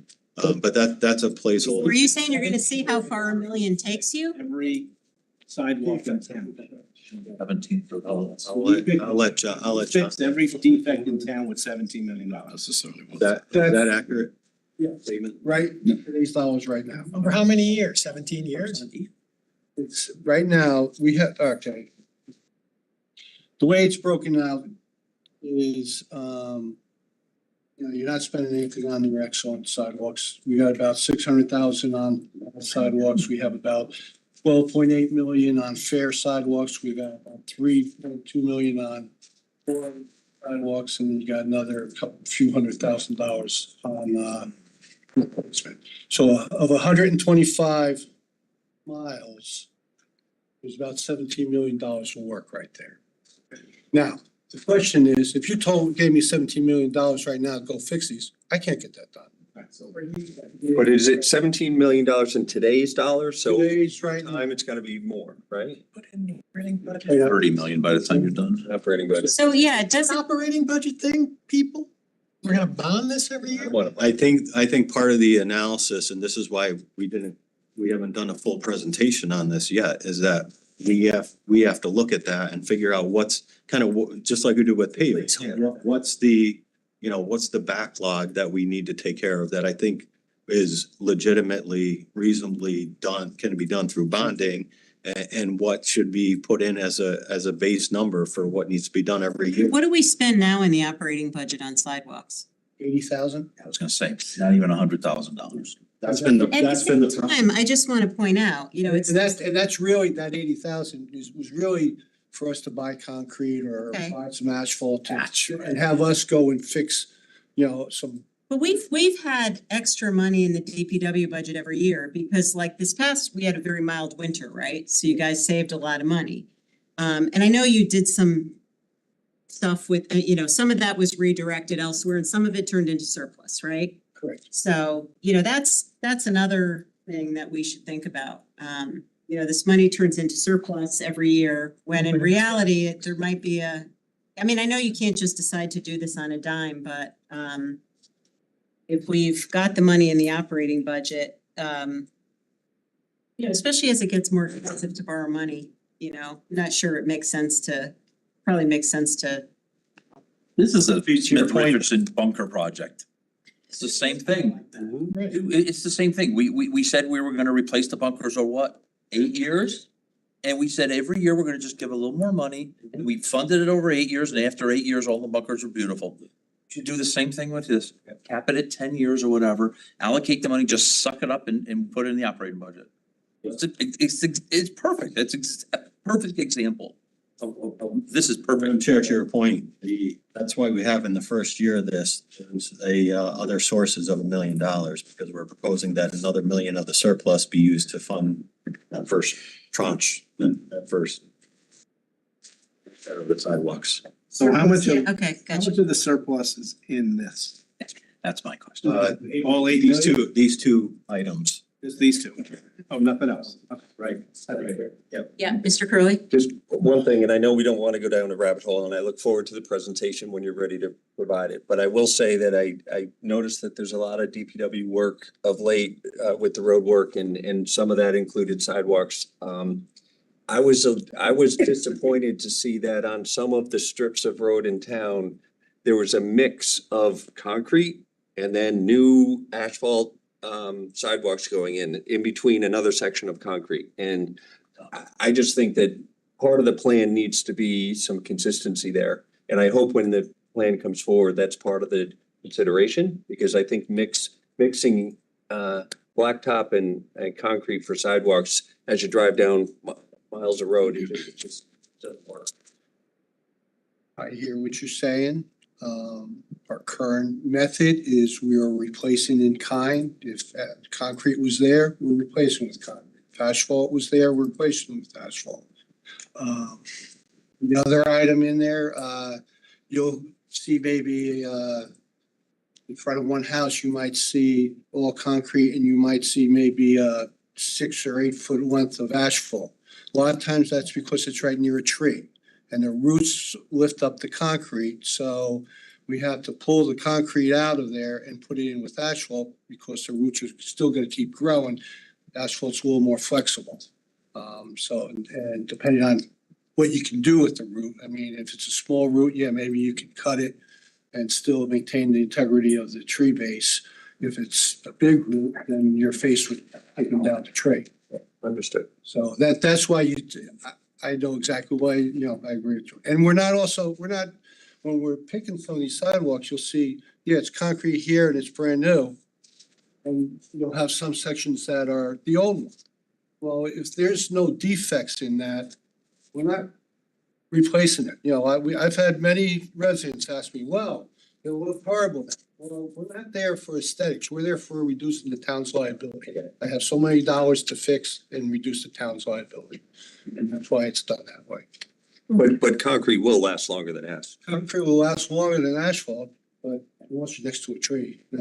Fair enough. And everybody loves their trees along the sidewalks. John, if you just want to mention, or I can mention, is typically concrete is almost twice as much. It does have twice, maybe even 2.5 times the service life of asphalt, but it is twice as much as that's it. Thank you, So Mr. That's why I like to say, when you want me to come back and say we're doing a whole, you may add a lot more than 17 million. Okay, well. All right, we don't want to break our rule about the deep dive piece, but. Yeah. Just reminded me of our historic paving discussions that this board had that went on for 2 hours. This meeting, right? A nightmare, but go ahead. Thank you, Madam Woman. I would be remiss if I didn't mention this to this group, particularly when you're talking about expenses for sidewalks and paving and surpluses. But on Monday night, the RTM we'll be voting on a complete streets resolution, which if that passes, could add a whole additional layer of expense on these type of projects that I don't think anyone really knows at this point how much those expenses can be. I see complete streets in here in 25 for 2.5. I don't know what that is, but So, we can get to that. Well, why don't we, so I can address that. So if you kind of look at the sidewalks in three categories, one is kind of improvements to the existing sidewalks. Not related to, maybe not related to paving. Then you have the ones that we talked about where we're paving and there's some contiguous sidewalks that need to be improved. So the third piece there would really be in a lot of cases, sidewalks under could be complete streets. I know, and Bill can talk more to this, but you know, I think his estimate was that if we were to implement complete streets in the first year, it's gonna cost $5 million. So this was attempt to put something in there. So we put into. I voted down. and we likely would not do that all in a year anyway, right? So. I mean, it's, okay, gotcha. You can afford incomplete streets. Incomplete streets. No. I've had some pedestrian fatalities. I think it's a good idea. Yeah, okay. All right, can I just ask, let's move on. I just want to ask one quick question here. John, there's a line in here, townwide facility upgrades based on audit recommendations. So that audit was done a couple of years ago, as I recall. I think it was during one of our COVID WebEx meetings that I remember it happening. So it's at least a couple of years old. And I see money in fiscal 27 for 2.9 million. And I recall that audit, which we got a sort of an update on it, maybe, I think it was maybe a year ago or a little longer. That audit had the recommendations categorized by, they were like, you know, green, yellow, and red or something. So there were things that were safety issues, liability issues, et cetera. So given that we don't, and I don't remember the details for DPW, but we don't have any money being allocated to that until 2027. Should I take that to mean that all of the urgent or the red items have been addressed at this point? I believe they're still being addressed. So have they been funded or Yes. they have been funded? All funded in the first tranche that you guys, Okay. you guys have ARPA. The issue is that they're, you know, obviously had high hopes that we could do it all quickly. They're not, you know, we're not able to get them done at the pace that we had hoped.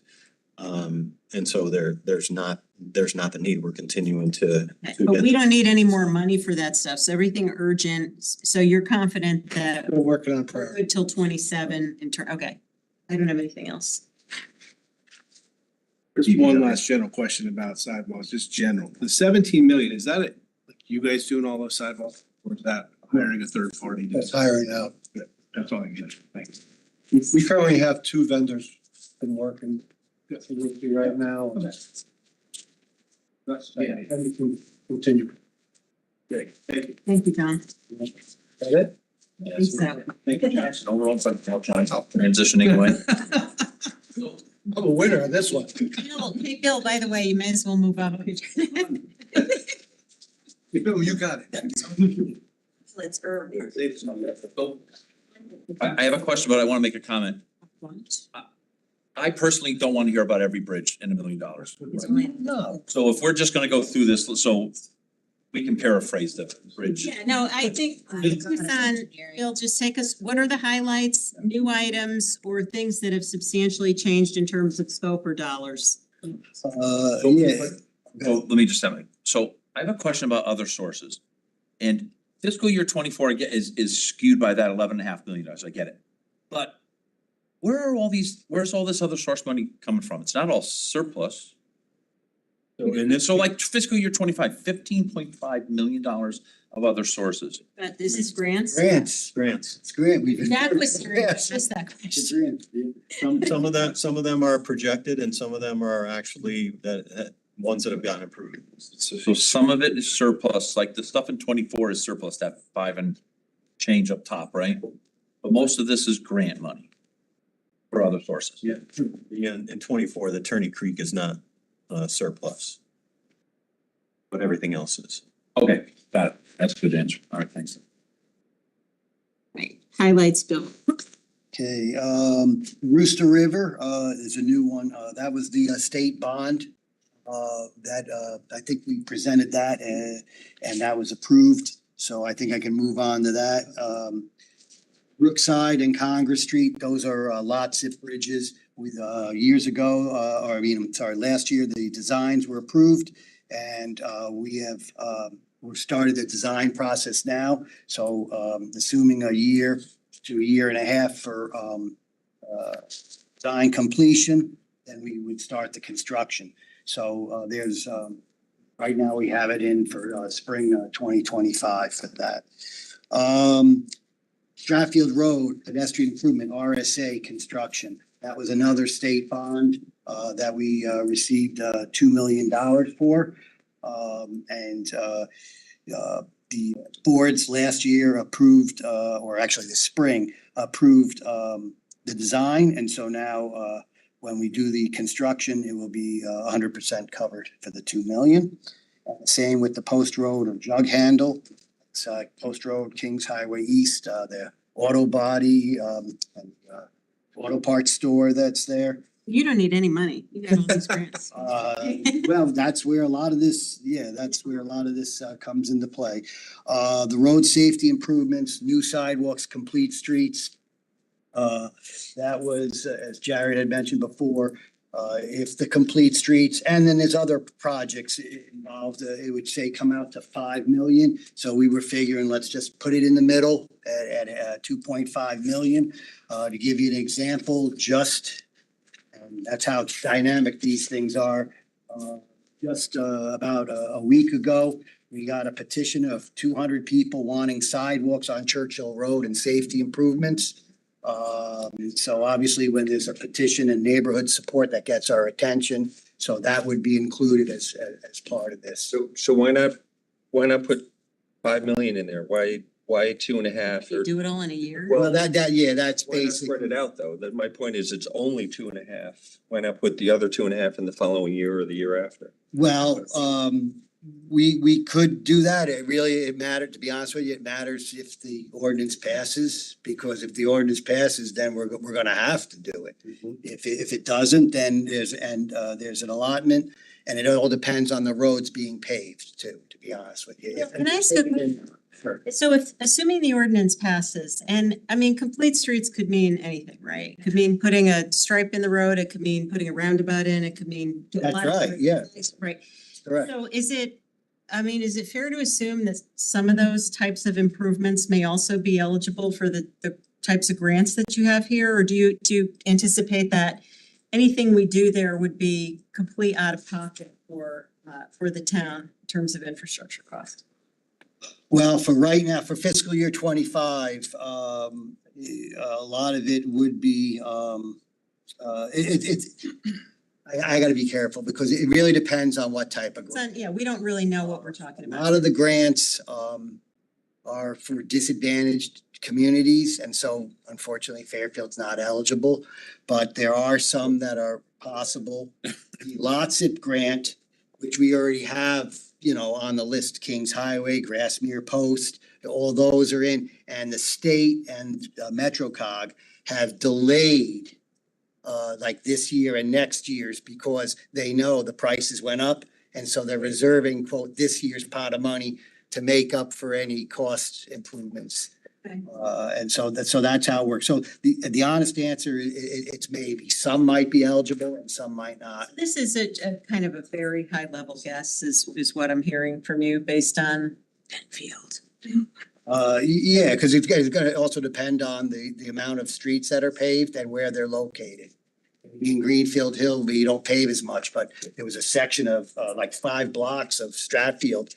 And if you did all 5 of those, you're racking up. Again, I don't want to do the deep dive, No, but this okay. would be based on a prioritization that's driven by safety issues, is that? Um, No. We're not quite sure yet. Okay. We're not quite sure yet.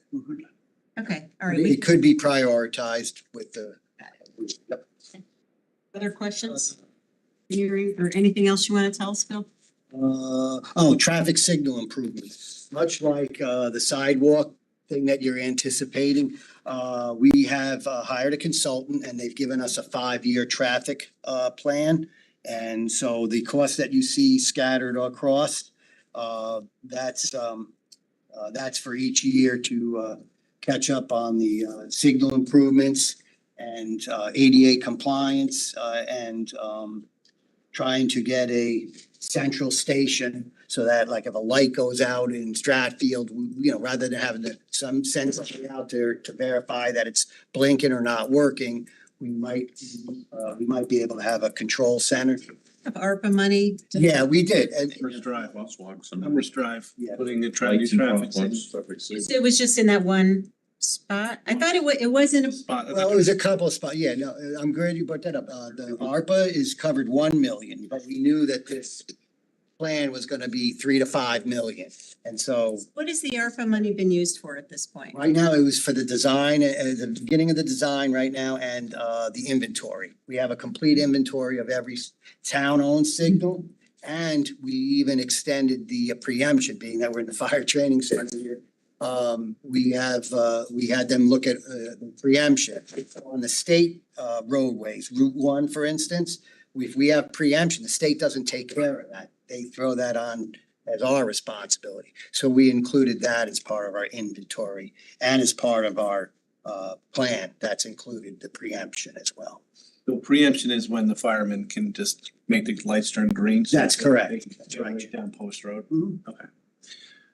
Let me ask you a question while we were just on that exact thing. Sure. The ARPA money you're using for that planning and stuff, I thought it was supposed to be specifically used for the lights at Commerce Drive. Like the one there where somebody went through and went into one of the buildings a couple of years ago. Well, it could be for that particular one, or again, based on the inventory and condition assessment. We have a list of 3 or 4 that need to be replaced. I don't recall that being number 1 or 2, but it might be right up there. All right, I just thought at the time when we all agreed to put some money towards traffic lights specifically for Commerce Drive. Am I wrong on that? I don't remember Can that. you look that up and get to the board and just let us know? Sure. Yep. Well, we have our printout of the art Okay. stuff, so yeah. Okay. Is the the downtown area, like by the community theater, like in terms of lights, is that gonna be addressed as well? Well, There aren't crosswalks there for pedestrians that, That- there's the lights don't, I mean, that's a good point. The downtown area is state Route 1, so it's state. We're working with them to improve 7 traffic signals regarding some pedestrian improvements. so that you'll have a 4-way stop for pedestrian or? Well, again, it depends on because the state has 60, or the town has 60 state intersections or signals, 60 of them. So they're doing 7 improvements. We have some others that they're working on another grant where they're gonna improve another 6 or 7. But I'll give you an example, Reef Road and Post Road, where the Victoria's Secret and the gazebo. That intersection, it's not on their quote 5 to 7 year plan. So we just about 2 weeks ago asked our consultant to take a look and if we made it a 4-way or give what they call side street pedestrian indicators, which the police department agree, engineering agrees, almost everybody in town agrees. We would have them look at it and then do the design, and then we would have to try to talk to the state, see if they can participate, whether it's all on our own, because it's not on their 7-year plan. That would remain to be seen, but having our consultant look at it to do a design assessment. And then we'll probably carry it out to the design, and that's part of the $1 million ARPA. We hope to get some designs in the next 6 months so that we meet the ARPA deadline. Other questions? I think that. Gary? How does the state come up with its like locations than it does if it's not on their plan. Well, no, they probably do the same thing we do. That we just did. They do an inventory and an assessment, and they base it on the age of the traffic signals and operation, if it's giving them a whole host of problems. I remember the South Benson one, which was just recently done. That one, geez, it seemed like every month that thing was going out. And so, you know, they made that into their priority for that one. But mainly it's probably they probably have a systemic thing where they get a group of signals based on age and condition. So even though Reef Road and Post Road is a dangerous intersection, it's probably newer. Now that's, yeah, operation wise and equipment wise, they don't see a problem. What we were looking for is safety improvement, which is unfortunately not on the radar. So. Yeah, Bill, in the state-owned intersections, if you will, any projects there, does the state pay for them, the town, or is it a shared expense? How is that determined? Those like 6 or 7 that I was talking about, that's gonna be on the state. It's gonna be on the state. That's their signals. And if they have the design and the construction is all gonna be using the state money and state funding. It's because we don't wanna wait 10 years for Reef Road is where we're gonna quote front of the line, but we have to pay for it. So in essence, if the town wants to expedite a project. Right, exactly. It has to assume the responsibility for the cost. Yeah, that's a good point. Evan? Do we keep track of which roads or locations have the most traffic accidents? Yeah, the state has a website and You happen to know offhand, like what some of Well, the most the- dangerous places are? Connecticut Crash Repository. We have a list of about 25 high potential accidents or it's high accident area. And we work with the police department in trying to address those. Most of them are on the state roads. So. Yeah. Anyone jump out in particular? It's okay if you- The ones along Route 58, Black Rock Turnpike and Route 1. To be honest with you, those are Rose and 58, shout out for that. That information is available. The chief can provide you that information. He's got that. The only thing I would say on that real quick, a little off topic, but if you look at the number, you have to keep it in mind. Like if you see like 200 accidents, oh my gosh, but you gotta remember, there's 10,000 or 20,000 cars a day. So you gotta, they go by passenger miles, a million miles as a comparison, so that a road that might have only 7 accidents, but if it only has a volume of say 500 a day, then that's a high accident. You have to go by the ratio. Yeah, just wanted to let you know that. Mr. Curley? Yeah, there was a project on last year's plan for the downtown resiliency surfacing to address some flooding. I don't believe that project was done, but I also don't see it on the plan anymore. So it So was an ARPA project. it's an ARPA project. Is it still on? It's still on the plan.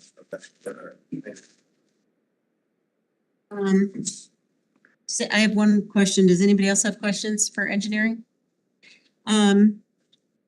So the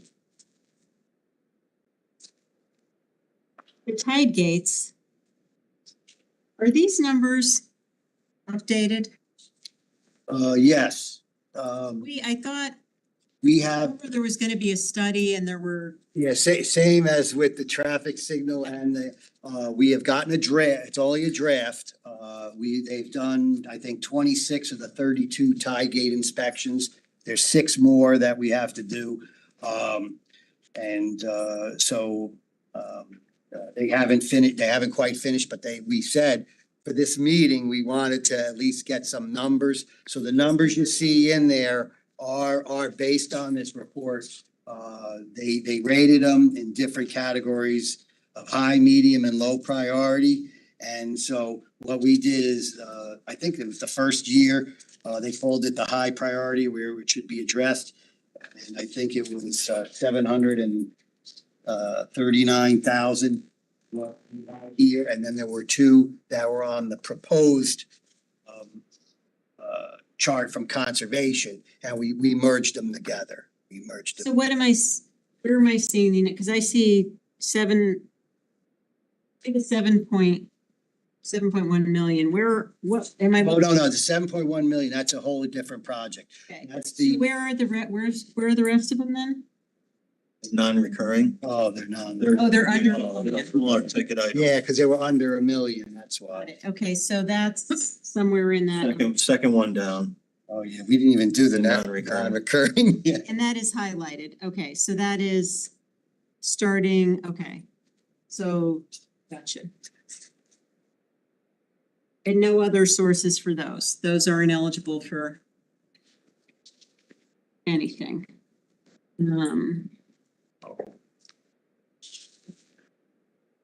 Yeah, it seems like in this coming year, in fiscal 25, most of the items that you have in the non-recurring are all brand new. Mhm. Is there a reason for that? None of these were anticipated in the past? Yeah, well, we can go over, And I don't want to go through them in detail. no, I'm gonna do like a one sentence on each one if you don't want. Old Field Road, bridge design. You might recall we did the underwater, bridge inspection at Old Field Road. We're still awaiting the final report for that. But in their preliminary, indications, they said they saw some parts of the bridge were in decent shape, but others, it was exposed rebar. There was what they call spalling, where the concrete was kind of falling off.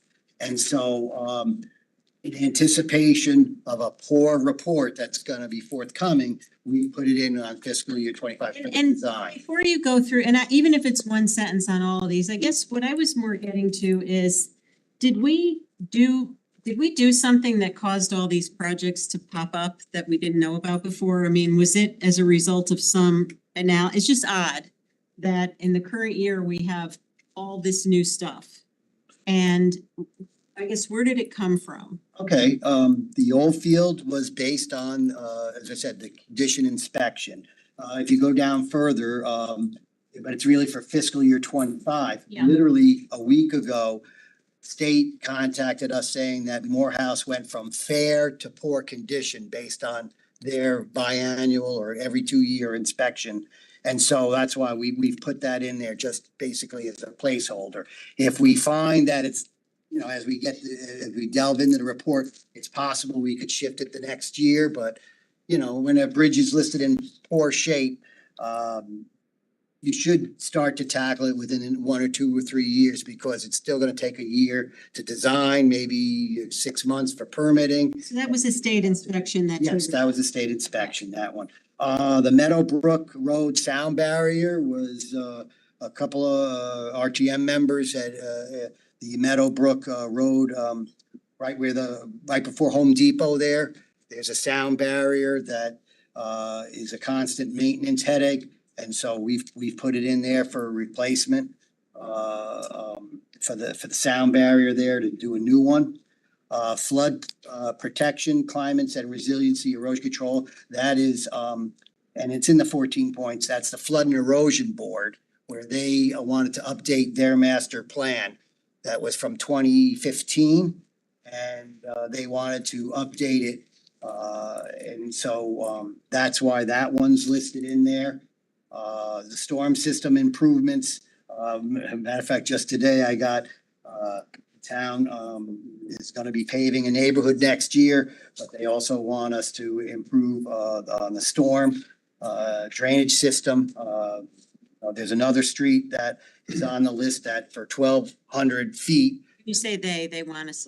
This is neighborhoods or complaints from our public complaint system, or neighborhood petition or an email where they say that. And as you know, we're getting all the money from like Rooster River to help that out, but we have other, Mill River, Sasko, and the storm system.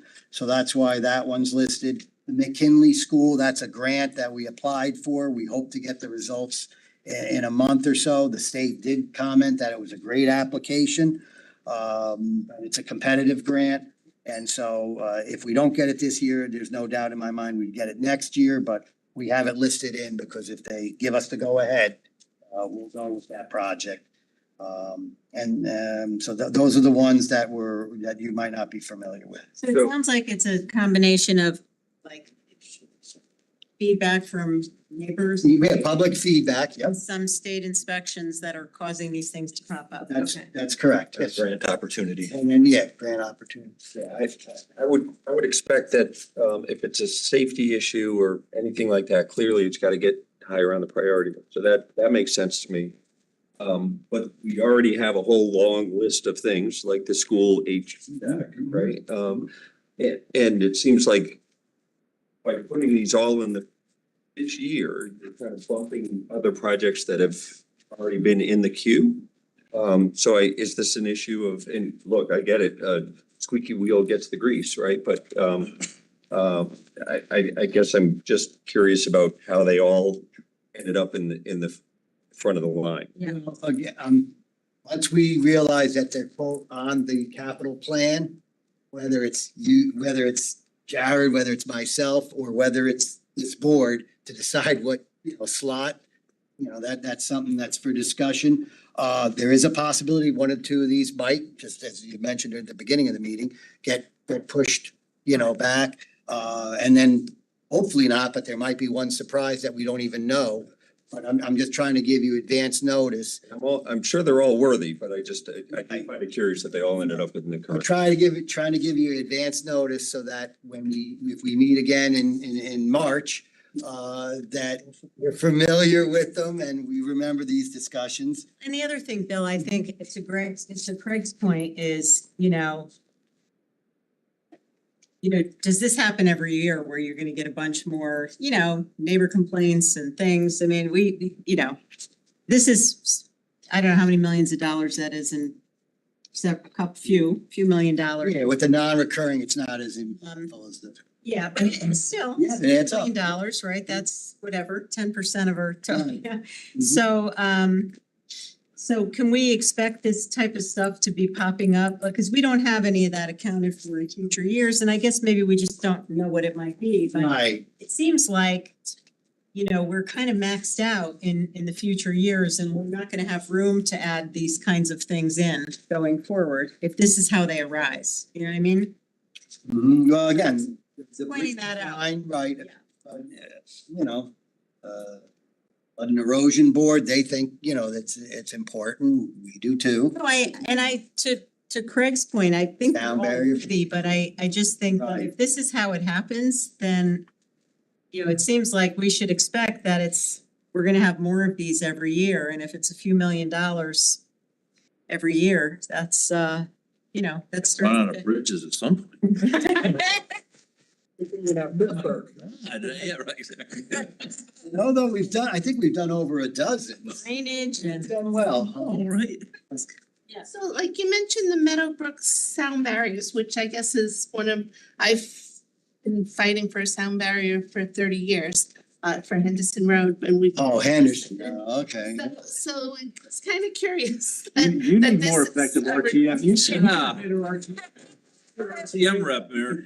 Bring home. How do you know how things happen? It's a state responsibility, so why would we be replacing? Well, again, my interpretation of the DOT, because we even had a meeting on them looking, they're gonna study the whole 95 corridor and Route 1 and whatever in the town of Fairfield and Bridgeport. But in that study, if they widen a lane, then they'll add the sound barrier. But they're not about to, the thruway's been there, Turnpike's been there for 30, 40 years to put one up. But they're not gonna do it. It's only when they do an improve.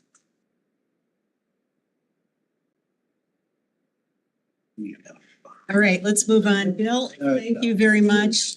And I understand what you're saying. Yeah, it seems like an odd way to get projects on the list. It's kind of a mishmash of things. All right. All right, we'll talk about it. Okay. Fire?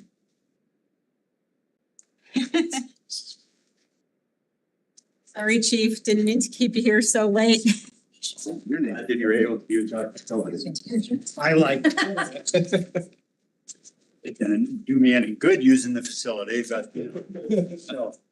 We have two projects. One is new apparatus maintenance shop vehicle.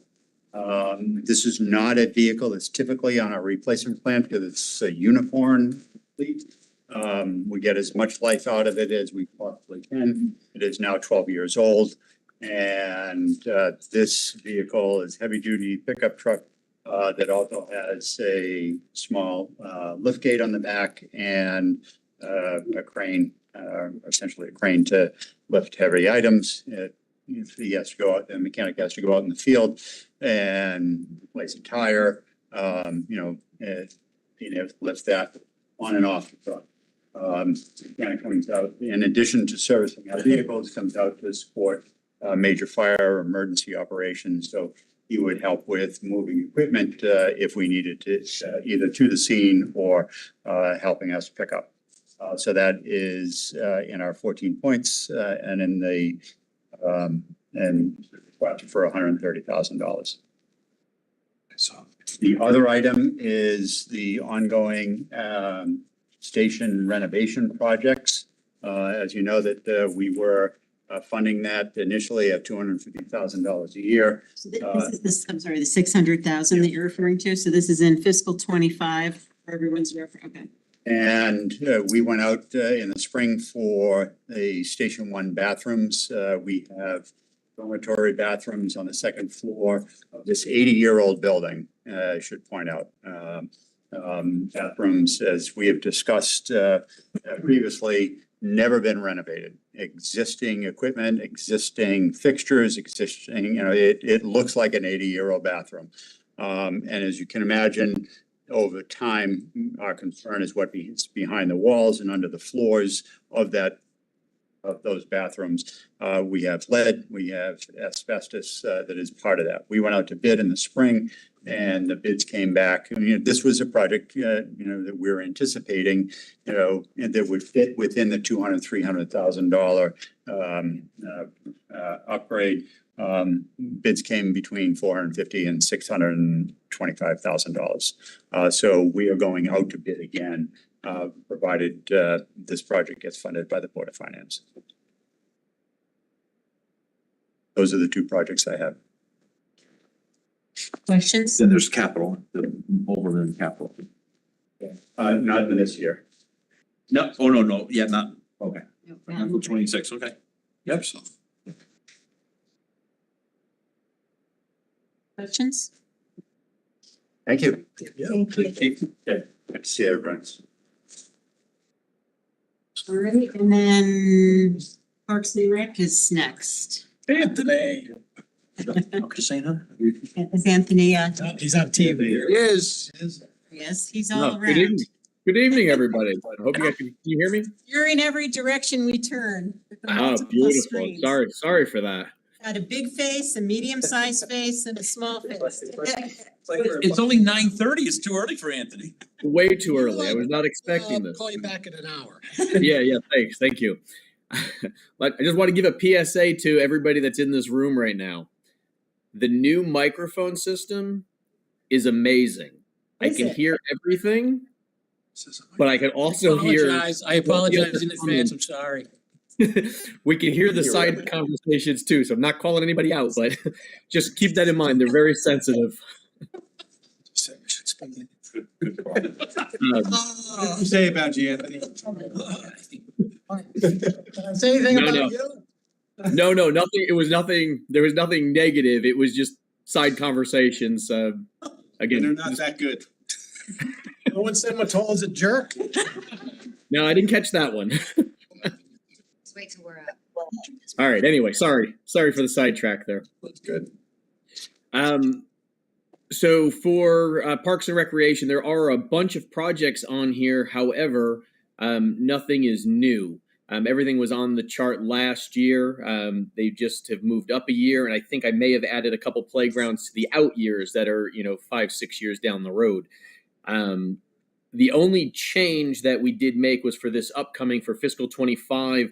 I was not prepared to go forward with the dog park project or the Lake Mohegan concession and water park. I just didn't have the bandwidth to get it together for this upcoming year, so we pushed that off.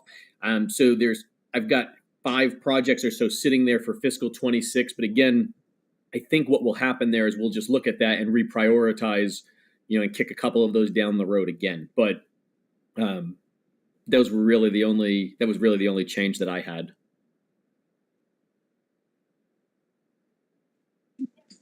Where's the turf field project stand? Out of curiosity.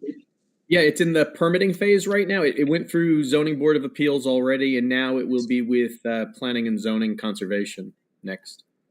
Is that on here? No, it's not. We You already guys already approved. I was gonna say, approved it, but we, that money was bonded for the current year? I was gonna say, cause this is a cash flow. I think I mean, if we assumed it would have been done this year, we would have bonded for I it. think we bonded for it. Okay. I'll double check. For fiscal year 24? We're Yeah. executing right now? So that would mean we should be spending the cash in the current fiscal year, right? So what is your anticipated timing to get that completed? I would think we're going to be out to bid next month, meaning we're most likely breaking ground in the spring. So we would spend probably a portion of that money. I don't want to estimate half, but a portion of it this fiscal year, and then I would think that at the completion of the project would be the rest of it, which would probably fall into the summer. But from a cash flow perspective, this should be in here on 24 and 25. This is cash. Wait, I think what Jared's saying is that would have been in the 24 cash flow if we bonded for it in this July. I guess, Jared, though, based on what Anthony just said, what are the ramifications if we're bonding and sitting on the cash longer than we should be? So we have a consultant that we're working with, do an analysis, if there are arbitrage issues. So, we're gonna work with them each year to go through and see if there's anything that qualifies or that we may have made more money off of it in interest sitting in our account than what we paid. But are we, sorry, I'm getting a frog in my throat. Are we aware of projects that we've bonded that we've not been able to execute? Okay, and so what's the magnitude of that in terms of? I don't know it off the top of my head. But that's where our potential issue is, Where? where we bonded, but we're not able to spend the money in the year. Are you asking about this particular project? I'm asking about in general, and the reason I asked is because this particular project, you said we bonded for it, Anthony's saying it's gonna be spent over the course of the next 2 fiscal years, so theoretically, we bonded and we're sitting on cash, we've issued these tax exempt bonds, we're sitting on cash, we're not supposed to do that, so is that a normal occurrence? Yes, very normal, and a lot of towns and it happens, and then analysis is done. If we learn that under the criteria that are set forth by the IRS that we made more money, then we would have to make a payment on it. So who's doing that analysis for us? We have a consultant that does it. I don't remember the name off the top of my head. Could you maybe give us an update on this okay. I still don't understand why it's not cash flow, but. Well, because it was already bonded. It's in the 24 numbers. Yeah, but Cash flow. It sounds like 24 numbers. No. But that's. If you're not on the 24 list, and it should be on the 25 list.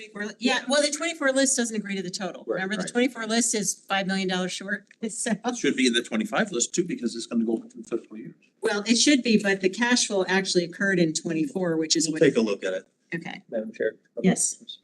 Sorry, Anthony, thanks for joining. A couple of real quick, no deep dives on any project, but big dollars out there on your over $1 million for Jennings master plan, 3.9 million a couple years out. Doug Yellow master plan, 3.2. Can you give us a high level about what those are? Like 30 seconds or less? I'll do my best. High level master plan for Jennings Beach is a lot of parking lot / creating more green space near the Sandcastle playground, and more of a food truck area, kind of where the concession building is. Again, high level, few years out, but that's one of the things the Parks and Rec Commission wants to look at moving forward. And the Doogie Yellow one, again, placeholder, they would like to look into a second softball field up there, but again, kind of in the design phase to see if it's even feasible. So yeah, those are high level overviews. That's good, thank you. And then on your under $1 million, you've got a bunch of playground replacements and it's all the same dollar amount, 150K. It doesn't matter what year it is. Is the plan to just spend 150K and get whatever you can and then stop? It's like, will you size the project to the dollar amount as opposed to like, should these numbers be going up year over year? They may have to go up year over year, especially for those out year ones. Again, we just replaced in the last over the last 2 years 8 or 9 playgrounds. So we have a really good feel for what the playgrounds are going for right now. Again, most of our playgrounds are about the same size. You'll see, I think Owen Fish is one of the ones I put for 300 because it's a larger playground, very much like a Gould Manor or a Highwood Park.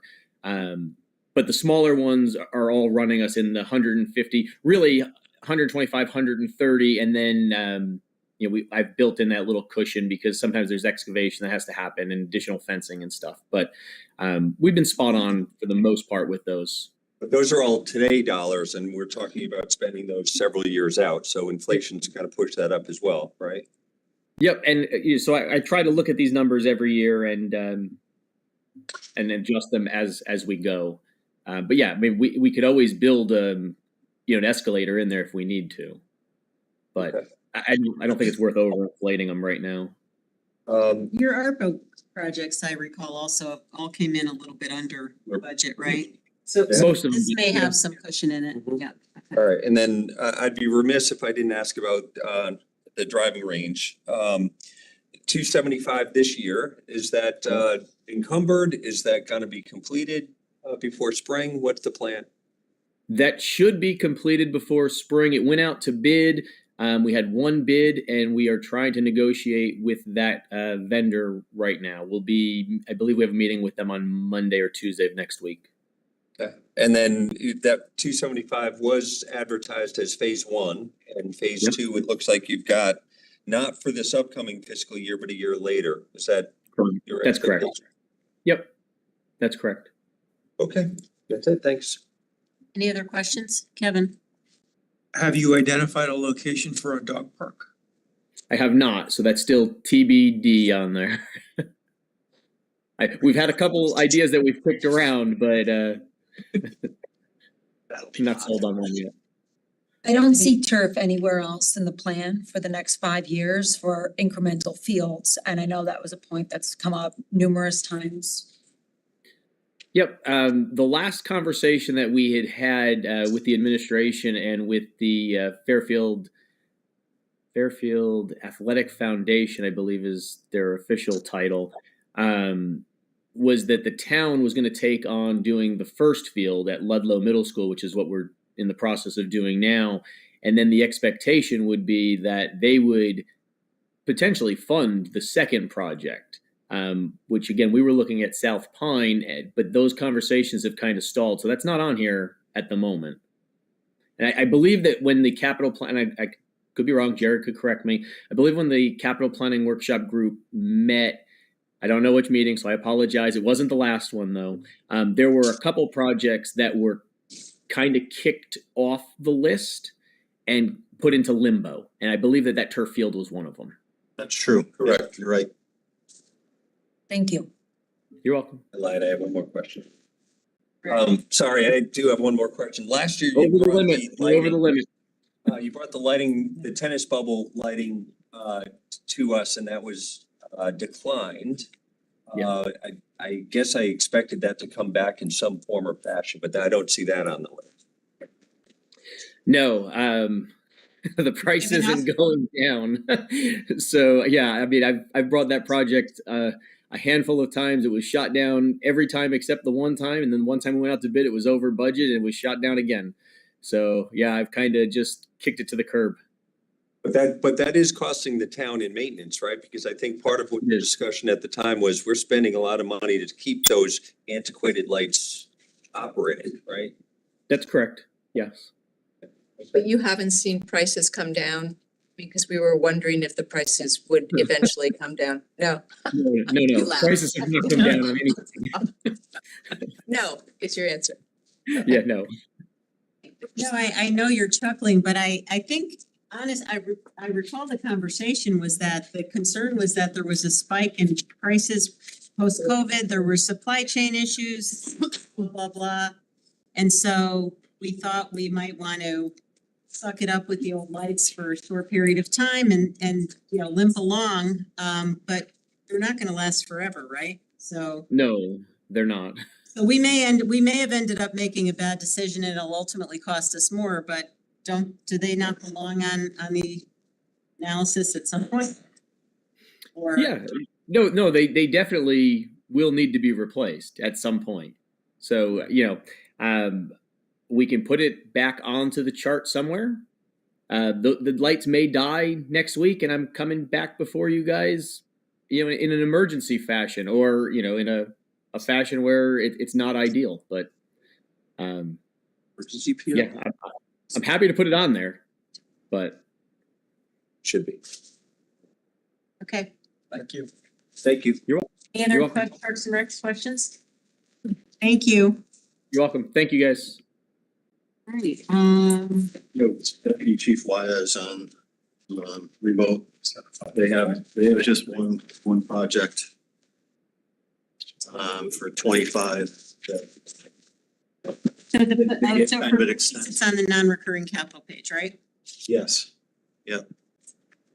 I don't know if you have any Where questions. is- They gave a pretty extensive overview of it last year. I don't know if you have any other I questions. think it's the second from the bottom. It's highlighted. Does that Rehabilitation. indicate that it's changed? I don't know that there were any changes to that one. Do you remember? Yeah, it seems it's highlighted, so I don't know. It's part of the. We've already appropriated some of the money for it. We had a presentation. That's what the A means, appropriated, right? And P is pending. So I think what was approved was 25 the design phase of it. Yeah, pending our approval. But like I said, Deputy Chief Y is on if you want. I mean, does anybody want to hear From him. about this one? Okay. We're good. Thanks, Jared. Thanks, Chief. Thank you, Deputy Chief. All set. Still there? I'm still here. You're all set? We're good, thanks. Sure, he's Oh, thrilled easy. you got to participate in this scintillating discussion. Thank you. All right. Just happy. So we are, so move to Board of Ed then. Can I ask one question though? Yes. WPCA, when do you anticipate that study being done, I Jared? mean, hopefully, I would guess like the middle of next month. Okay.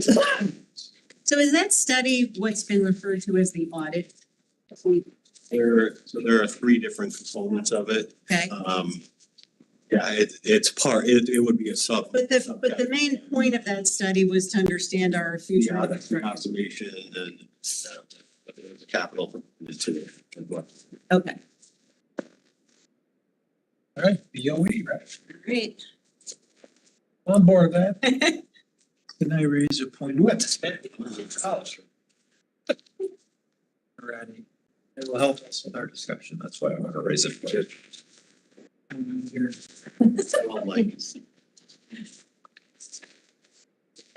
Yeah, keep going. Like another night, yes.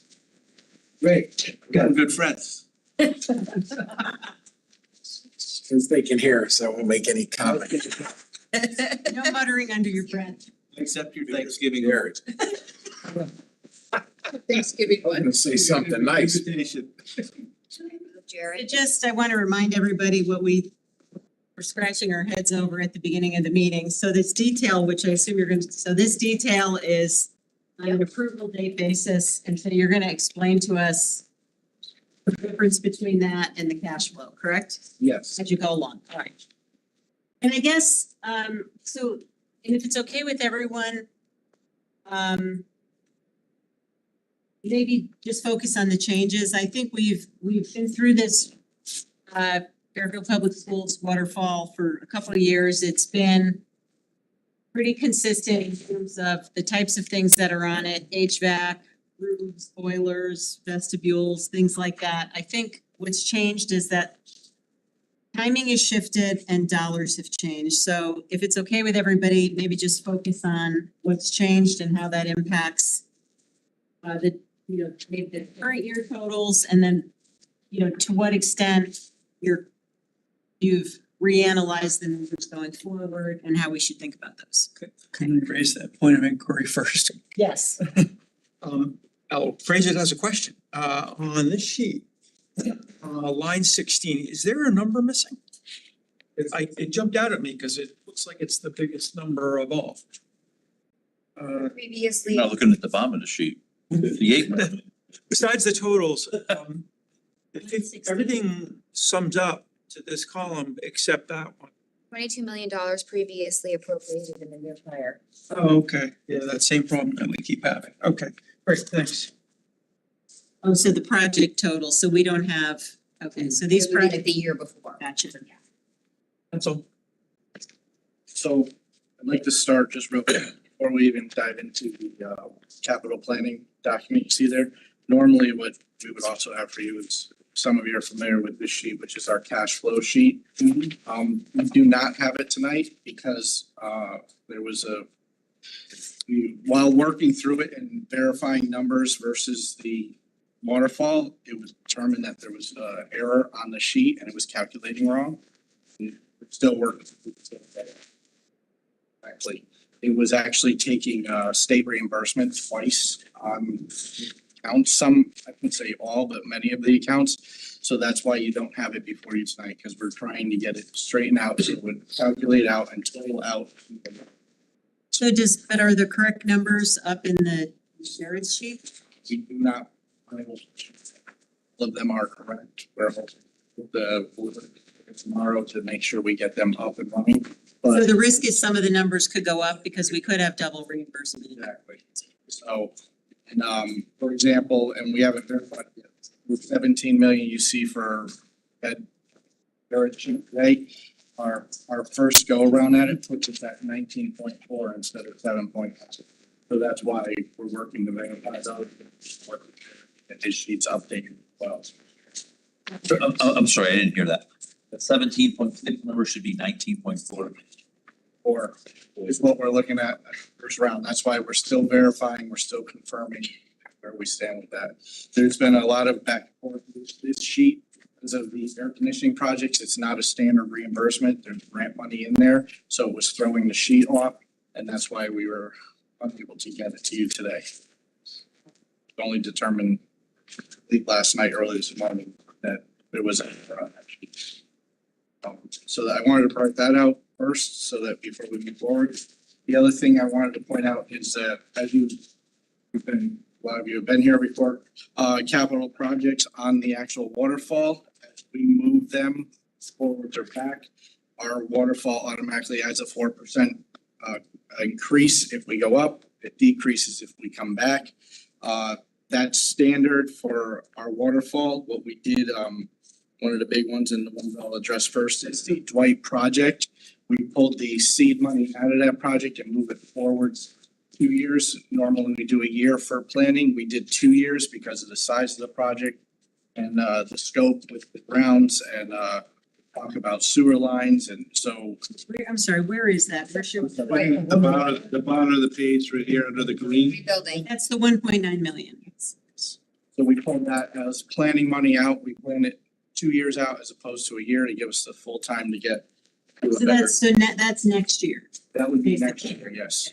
So that's on there. The project itself got pulled forwards as well. So that's why it's on there. It's not quite what it was on the original one because of the move, but we did not reduce it to 4% that is standard for us because of current times and conditions. We felt more comfortable keeping it with a higher number that was out a few years. The current standard is $550 to $650 a square foot per building of a school. That number was based on a $600 square foot number for building a school there. So we're rebuilding Dwight? I'm knocking down Dwight, making a whole new school for $60 million. We'll have that discussion. The part of the board's discussion was to get numbers together for a new building. It's been on here for. Been on it. This hasn't changed. $60 million worth. No, it hasn't, was, yeah. no, it hasn't come down. It has been, it was here the last time. Last year. It's a new, not a reno. Holy.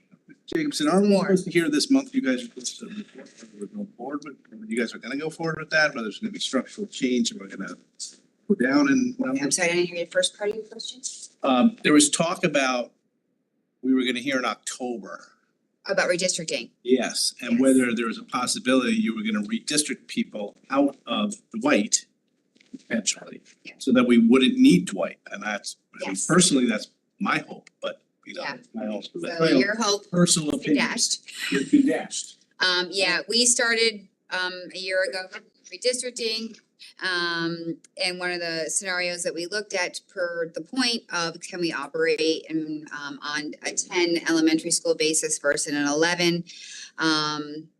Might want to watch our September 26th meeting where we operationalized all the scenarios that we got from the consultant. And unfortunately, not only can we not unfortunately, but the reality is that we need all 11 and probably some additional space. So this. So maybe if it keeps growing, we're gonna need another school, maybe a 12th school. No, but Jim, wait, I know you're joking. No, I'm actually not joking. I just heard that we need more than 11, so I'm But not this joking. is not more than none, but is this a 504 here? What is this school? Okay, so I can. That's additional space. Yeah, so what I can tell you is, If now Dwight is what? ready, are you ready? Okay. So the assumptions are on that project, and Mr. Papa George can jump in if I am wrong, it is a new build, which is more expensive than a reno. It is a 504 capacity versus the current 378, so it's the classroom addition. And it includes, I believe, $2 million towards a sewer run up Reading Road, which was something I brought up at the capital planning work group when most of you weren't able to attend, because it doesn't sound to me like the town has any intent of doing something like that. So there's a couple $1 million built in here towards that as well. But you would have to go to septic or something anyway. So, I mean, you know what that looks like. I can't tell you at this point. And Those are reason- some of the assumptions. Yeah, the reason I just wanted to make sure those assumptions were clear was Jim sort of joked about a 12th school, but this would expand the space. Under this price tag. Under this price tag, under this scenario that you've got in front of us. This would, Is the scenario for Dwight. I understand. And also our new build is a lower reimbursement rate from the state than a renovation. We get about 10% less to build new than we do to reno. One of the things that would be helpful, and this is why this cash flow is so important, is trying to understand how we go from $58 million and how that bears any resemblance to this. And so we really need to understand that because, you know, listen, I have no idea what's gonna happen with this thing, but you know, this doesn't fit into any bonding capacity or cap. So if this actually had to occur, there has to be a plan around it. Like it's not gonna magically. So I don't know, I have no idea how this is gonna roll out, but the whole point of planning and looking at this is to understand if these things are gonna happen, how they could be financed. And you can't do it by pushing off other projects because this. Jennings is on eats up here the too. entire allocation for the town and the Board of Ed and the WPCA plus. So, and this is for the Jennings project before we jump forward, just as it's presented here, and that doesn't mean that there couldn't be changes on any of these, but it's a reno at the 378. Jennings. This price tag here. And that is. It's different. I just wanna make sure. What are you planning? $3 million, 3.7. Later, a couple of years later. It's in 2030, 31. You're not considering reno at Dwight at all? Mr. Public. We've done some evaluations of that building and we felt that the best for that building would be a new building. Walking through the building, most of our renovations, we do renovation like new. There's nothing in that building that would not be able to be saved or not touched, I should say, when moving through that building in particular. From every wall in every classroom, so it just started growing and growing. 62. It's like the fire department's Like what? it's old, 60 years old. Oh, you said like something, I didn't hear you said. It's kind of like the fire department. It's We're renovating. And yeah, well, for school, I mean, You have to have a rental number. You have to. It's $60 million. You have to compare it to something. Did you say 60, it was built in 62? Is that what you said? Too. Okay. I don't know what the rent number would be. Just talking about, when are you gonna have like a real number? Like this, because I'm telling you, every project that comes before this board goes up by 50% to 200. So it's like, how do I know it's not gonna be turning 75 million? Because you're not gonna have 75 million. No. I mean, clearly, you're just not gonna have it. So as you'll see in our capital ask for this year, one of the projects you'll see on there is the phase 2 through 5 air conditioning for 900. No, he's talking about Dwight. I know, I was just using this as an example. $973,000. What that's gonna allow us to do is take the rest of the phase of air conditioning from the schematic thought, the numbers on it, to go up so that we are ready to go out the page. That is when we can get the best number for those projects anywhere before we go actually out the bid with it. And again, that's why we pulled the seed money for Dwight back 2 years so that we can get designs, that engineering actually come to a better number before we even move forwards with the project. Just like the air conditioning, I think it's worth the cost to get to that point so that we have those better numbers, and it has to be pushed out or reconfigured at that point. Then it's not money wasted because we already are ahead, but not there. All right. You, superintendent, or anybody from the board have any information that the air conditioning is gonna cost any more than the amounts you told this board it would cost? Yes, we do. How much more? For phase 1? Yeah. Or for all phases? Well, why don't we just talk about everything? We only have for phase 1 at this point, and we did ask a member of the building committee to be here this evening. Yeah. If they have questions about the air conditioning, because that's where they are. So I just, if they want, he can come up and talk, but before we even do that, what we want to share with you is that the numbers that were put together for the air conditioner were based on the schematic thoughts of how would you in this building if you came in here to air condition this building.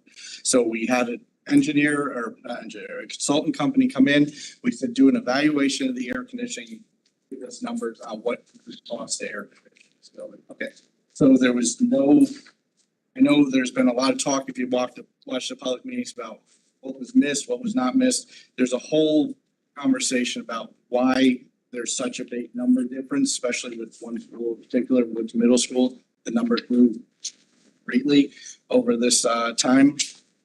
And part of it is there's been talk about how, this area of the building was missed or not missed. It was all in the presentation on how the information was gathered. So the consultant was told to come in, evaluate any non-air conditioned areas of this building. How do we add air conditioning? Didn't take into account, this room in particular has a split unit in it, so it's pulling air in, cooling it, putting it out, as opposed to, is that the correct way to recirculate air as opposed to bringing in fresh air? You know, the building committee's charges for indoor air quality assessment and approval, so that's why that number has grown. I can share with you what I have, but it's not the best information. The building committee themselves are the ones that work with the engineers and the architects to get better numbers. They did give us a $15 million, as you saw on the worksheet for the projects. It's a $15 million price tag, which is an increase from the original $22 million ask for the 3 buildings, North Stratfield, Osborne, and Woods. So. Wait. $50 million more? 15 on top of 22 22 plus 15? That project to 30. For 3 schools? For the 3 schools, Woods Middle School, Osborne, and North Stratfield. So it's $15.4 million over? 15. Yep. So, and that's just phase one. So we got to assume that And that's why we are pulling that money forwards to get the better numbers. That's why the 973 is on the waterfall. I'll be the audience bitching about it. The 973 represents what? Bringing the other phases to the design phase where we are. It's just phase. So wait, we approved the 20 million, 22. the 22 million. And we got 6 million from the state for that? Or approximately 60. So that's why we approved it ahead of time so that we could be eligible. Yes, we were on a crunch to get the numbers in, had to Right. provide by deadline, so And that was, we use schematic design numbers as opposed to going out to bid and design phase for that project. so the 22 becomes 37, 38. 38. 38 net 32, okay. Well, there's additional reimbursement added in there that is on the waterfall. So And that's reflected in here, yeah? Oh, so we get so we'll get more reimbursed. So what is, That was for the air conditioning projects, those were a flat rate that we received for. we have 9 million over here. I got you. Okay, so this is. And this reimbursement is a solid number? That 39 million. So it's. It's 28. It's our cost. Is that not right? I'll add them up, but I thought. Are the new numbers in here? Yeah, so the net you'll see says 28 over there on the far column. It says. Column 16. Column 16. Column 16. Column 16 all the way over, it says 38.190,943. Row 16? Row 16, you mean, right? Row 16. Yeah, that's, okay. Net, so 28 million for the 3 buildings. 28 versus before it was Is this 24. causing the problem you're talking about, Jared? I mean, as of today. I mean, Mr. Becker's here from the building committee. He's probably the best person to speak to that. Part of it, but we have additional amount in. So as far as I know, I think that's right. We also do have. Sabrina was looking at it, the Dwight spread out over 3 years, and that's also in our cash flow, as you see it now. So this was October 5th. So was this, what happened on October 5th? Was this voted on by your board or reviewed? I don't know what the date means. That's probably That was the last time it was updated and it was presented to the following board. October 10th, our board, we reviewed it on the 26th, had some questions. We did it again on October 10th. So yes. But yes, that was part of the problem. And also, I think with the, they're trying to get more solid numbers for the rest of the air conditioning, so that's. We could stick to what we're doing, that could be $30 million more. And for us, it was a question. I don't see how we're paying all this money, but I just don't see how it's possible. Matter of fact, I'm gonna say, it's impossible. I don't see how you can do it in 10 years, to be honest with you. But that's in here, correct? That's in here? Okay. Yeah, it is. The updated waterfall for the Board of Education is in this top summary. You're telling me a $60 million 28 turns into $27 million in cash flow? It becomes a 3-year project. Yeah, you're about. How many years? Because what's missing, what's missing is the cash flow. So that's what I was saying before. You see this number here, which is when it might be approved. Yeah. We're building a new school, so this is multi-year. $19 million a year. So that kind of kills our FY30s at $30 million right there. That kind of, you're already eating into that next 5 years of 30 million bonding. So there could be some other small things, but I think the one thing that I know of right now would be whatever updates you guys do to the air conditioning, whatever. Yeah, so when we get the better Yeah, it's a better- consultant numbers, Yeah, that's true. when do you expect that back? We have to go The through funding the, first. we have to go through the boards to get funding and approval, and And that's the 1.9 million you're asking for? that's the 973. Oh, 973, I see it, yep. It's a good question. So the glitch that you had in your analysis that caused the double counting of reimbursements, does that only affect 25? No, that's why we're looking at, it affects, we believe it only affected 25, 26, and possibly 27, but the rest of the years were static. That's why we're looking into it now. And it all has to do with the air conditioning and the way So we know or you believe at this point that 25 went from 17.7 to 19.4, but that same issue you're gonna be updating for the next few years. And that's just a math issue, a math error, I'll call it. Just to clarify that where it says reimbursement, Oscar reimbursement there, we're gonna change the top of that. It is the 9 million because there was grants and the ARPA money, the town also issued money, so that's the total. Sorry, where are you right now? I'm sorry, I was just clarifying, so line 16 all the way to the right where it says this is Oscar reimbursement, but that's actually total reimbursements and other sources of income. But the number, $28 million, that's. Yep. Why don't you just use the $1 million ARPA money, so you haven't spent that, right? We are actually in the process of spending because we have architects on board now, we have engineers, so the project is moving. It's in that total, Mr. Okay, yeah, no, I The reimbursement column. they had spent any money on the $1 million, you should have said no. Yeah, at that point, there wasn't There wasn't any money, in Munis. no Munis stuff may have been.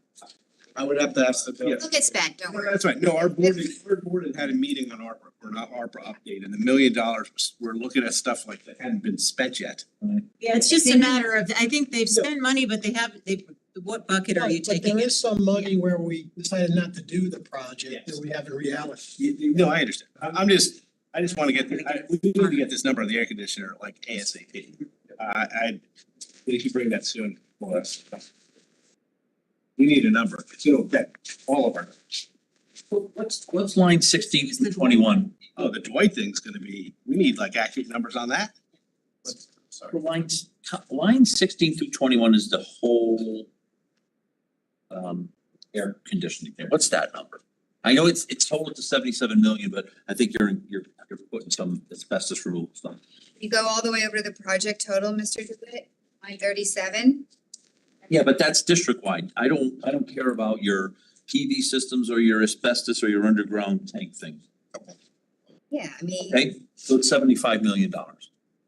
Yeah, 75. Gross, yeah. After reimbursement. Yeah, after reimbursement, yeah.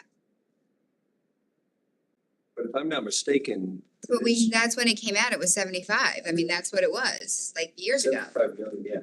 That's for everything. Well, not Dwight Jennings. Well, no, I know that. Your bills, I understand. As it stands today. That would be included in the build. And a $50 million new school. Just because. Well, yeah. All the questions. I mean, I think obviously the numbers have to get updated. I think this is where you start to have a discussion about how you make this, can this happen, and if so, how? And you know, we're throwing surplus numbers on paving and things like that. I mean, that's one of the things we need to look at, you know, how do we, you know, for the past several years, we've thrown a lot of surplus money into infield and remediation and that. I mean, that concept, you know, and I'm not saying it has to be allocated towards school projects, but setting money aside for some of these capital projects, I think has to happen. We haven't, I didn't bring it up, but I know the first selectwoman does wanna take part of the surplus and use it for future projects. Does not. He does. Oh, she does. Yes. I don't know why she does. Because I gotta tell you, we started this whole conversation by saying we've been skewing our whole bonding capital thing to away from the town for 20 years, and now we're just doing it again. I think for me, as I look at these numbers, and I think this is what you were trying to get at, Madam Chair, is that when we have these big bulges in front of us, 3, 4, 5 years out, we almost have to build up that kitty in advance. You can't do it any other. I'm with you. So if we have a surplus, set it aside, regardless of whether it's town or BOE or whatever it is, but like, you have big bulges coming at us and we Debt have. service fund, the way that we've done in the past, that way it has to be voted on, just like anything else. And, you know, it can be set aside for capital. Because Thank you. there's, you know, we can't, there's no, I don't know how else you do it.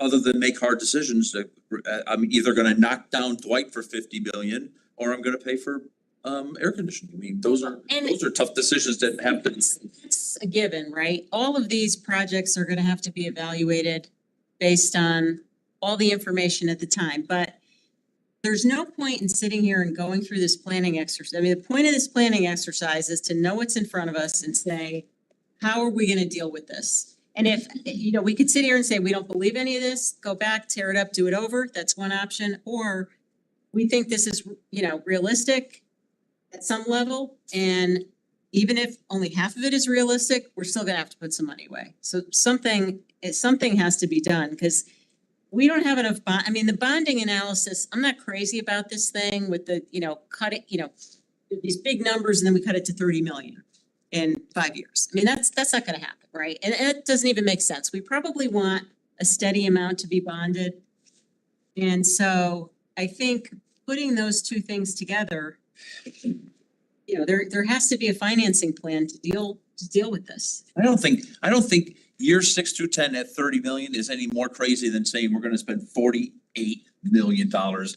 Yeah, I'm not sure that's the. Fiscal year 29. Well, what's more crazy? I think the idea is, right, ideally you'd want to get to a steady level through all the years, but it just, you know, part of the problem is that, and I'm not saying this to be critical, Jared, truly, but having this plan go out 5 years is not helpful when we're dealing with this. You know, I know that it's very inaccurate with all this stuff and when it happens, but when we've got things in front of us like when we get this WPCA thing and these school projects, you gotta have a 10-year outlook on this because you're gonna have to, you know, work that into the plans of how you get there. So.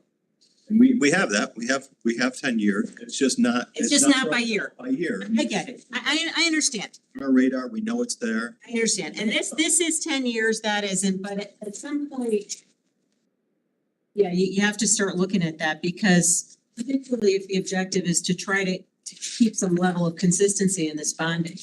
Yeah, and this was an issue of, we haven't had a chance to have a conversation about how this could be spread out. So what was given to us and.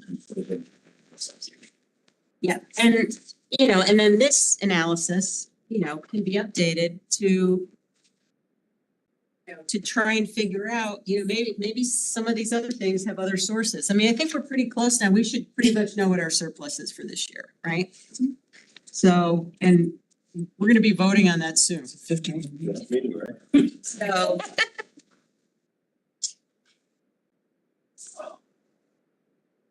And I was worried. The ones that were gonna be coming up this year. What's that? Anything on the ones coming up this year, Sherman boiler. I know you already talked about the roof and SS. 17 million seems like chump change after that conversation. Well, I just want to remind. I'm not trying to be, I'm really not trying to be funny, it really does. Last meeting, and we've got numbers in front of us. We've got a $6 million project to vote on when we reconvene after this is done, so. I don't really. Everybody, Well, so it's 17. no, it's but 19.4. Yeah, I was gonna say it's 17 on paper, but 19.4 per inch. Project is part of 19.4 for the current year. Yeah. So the 19.4 becomes, that gets us to, if the rest of this is correct, gets us to something like $39 million of bonding. for this year. Next fiscal year. Well, the bond, Approving approve this year, spend next year. We approve stuff, yeah, so we're gonna be over the next 9 months approving stuff that's in this fiscal 25 column. So what we're talking about here is that project becomes part of what goes into bonding of roughly $39 million. So just everybody keep that. Now, I have no idea, again, we haven't heard about the WPCA, and that's a big number here, $7.5 million. You know, that is not really, you know, if that's gonna be self-funded by the WPCA, it's a little different. Or if most of it will be, you know, I don't know what their plan looks like and if that's in their debt service, but that doesn't, it's part of our bonding, but it doesn't actually hit the 8.5% because it doesn't go into the mill rate. So I just want to kind of keep that in mind too. And Jared did, I think, break those two out. Can I ask a question about Yep. that, because I saw John Boyd walk in. You plan on talking about WPCA? Because I think with the plan out there kind of pending, I don't know if there's much sense in getting into any detail on it. The numbers, do they have any basis in, I mean, what about the current year? They're based on, you know, work that we've done in the past, as recently as the summer, but that, I think it's all gonna change when we get. Even the current year number? Maybe not. Current year may So not. the current year number is 7.5 net. Well, here's the thing. I'm just asking because if we weren't, then we. No, this is why I'm trying to respond. So that $7.5 million of WPCA money or WPCF projects, is that intended to be, is that debt service intended to be funded through the WPCA? Yep. So so keep that in mind, guys, because I mean theoretically, that's not, at least from a mill rate perspective, that doesn't really flow into the 8.5%. It's kind of, it's got, we all know it's a separate I know it's bonding, but we have a separate revenue stream and a separate taxing entity. It is in fact different, so. But at some point, you're gonna get to where it's, you know, when you look at what they have for revenue and what they I understand. bonded, that it's. You don't have that plan from the MIT, so that's why I'm trying to look at the current year. And if you take that into account in the current year, then the numbers that we're talking about in total that will flow into ultimately into our operating budget. This paper says 37 million, I think it's 39 when you fix the Board of Ed number, but 7.5 million of that would actually be funded by the WPCA. So the bonding that would flow through to our mill rate is say 32 and something close to that. Isn't that the cap? Yeah, and I guess whether, in terms of whether John needs to be here, this, Oh, it's 32 to cap, you're saying? 32 to 37, isn't that roughly the cap? well, let me just, hang on. So before we decide if John needs to sit here, is this $9 million project here for fiscal 25, is that worth discussing? Or is it just too preliminary to even discuss? Can he, I don't have my notes. can John in? I want to hear from WPCA, I'm sorry. Well, I mean, I think if it's, Yeah. I mean, unless somebody says that these numbers are not, John's gonna sit up here and the numbers aren't gonna change, I'm not trying to explain it to you, John. But if he's gonna say they're not gonna change, I have no more data, then I guess, yeah. I thought we were at least gonna have some conversation at WPCA, but going into the night, this was my biggest concern, was the WPCA numbers. Have a plan. This is the most current plan, then, okay, fine, let's not talk about it. if it's the current year, you would think it's a real number. Current. I don't know. I'm waiting, well, we think next fiscal year 24 and fiscal year 25 would at least be somewhat normal. Yes. Just to bring this back, I would love to hear about this current year WPCA, but let's, Finish the. so let's, So let's finish BOE. we're gonna ask John to hang out for a little while longer, please. Okay. Because Jared asked if we could let him go, so that's why I was trying We're to. gonna wait to vote until after that? Yep. Madam Chair? Yes, We'll be quick. yeah, because we have to adjourn this meeting and reconvene. Can I ask a question about this? Get back to the board a minute. Yes. and I know I'm going out a few years, listen to your meetings. My understanding through your meetings is you actually need more space. There, based on the ECC. And if you can't, It would be fair to say we do need more space. We need preschool space, we need some unique spaces, but we need some more space. so, and then I don't wanna spend hours on this, but ECC going out to 2023, what is the $45,400? Is that for space? Well, those were original placeholders for moving ECC around, whatever work had to be done through, if we move forward for redistricting. We were working with the board's facilities committee to work on what that number should be based on what they're gonna request or looking for space wise, where it might go, so the facilities committee will evaluate that number. They're gonna actually, they're taking up doing the ECC space, the Dwight space and the Jennings space to evaluate to make sure that what we originally planned and the number there is what the district truly is looking for. Theoretically, when you do a Dwight or Jennings renovation, you could say ECC space going to one of those schools. That's possible. conceptually something you're thinking about. That would be the facilities committee. That's all. Yeah, Mr. Good. But is there an allocation for ECC space in the school system? So if you take away the ECC space at Ward and NSS and wherever else, is there another allocation over to the side that says I need 10 classrooms for ECC in the analysis? I understand the question. Mary. You got space today for ECC, and I think what Angela's just said is when you've done this analysis, you know, Dwight had a space for ECC, now it's gonna be used for not ECC. But is there an allocation in your total, when you say? Oh, I see what you're saying. You're looking for like the number of classrooms in general that we would want to appropriate to ECC classrooms. Is that what you're trying to say? I'm saying, I guess I'm asking, is there an allocation in your total analysis to this company's doing the analysis that says we have to have this many classes of ECC? Well, it's hard to say because the law just changed. So September 1 now through December 31st, those children don't have to go to kindergarten anymore.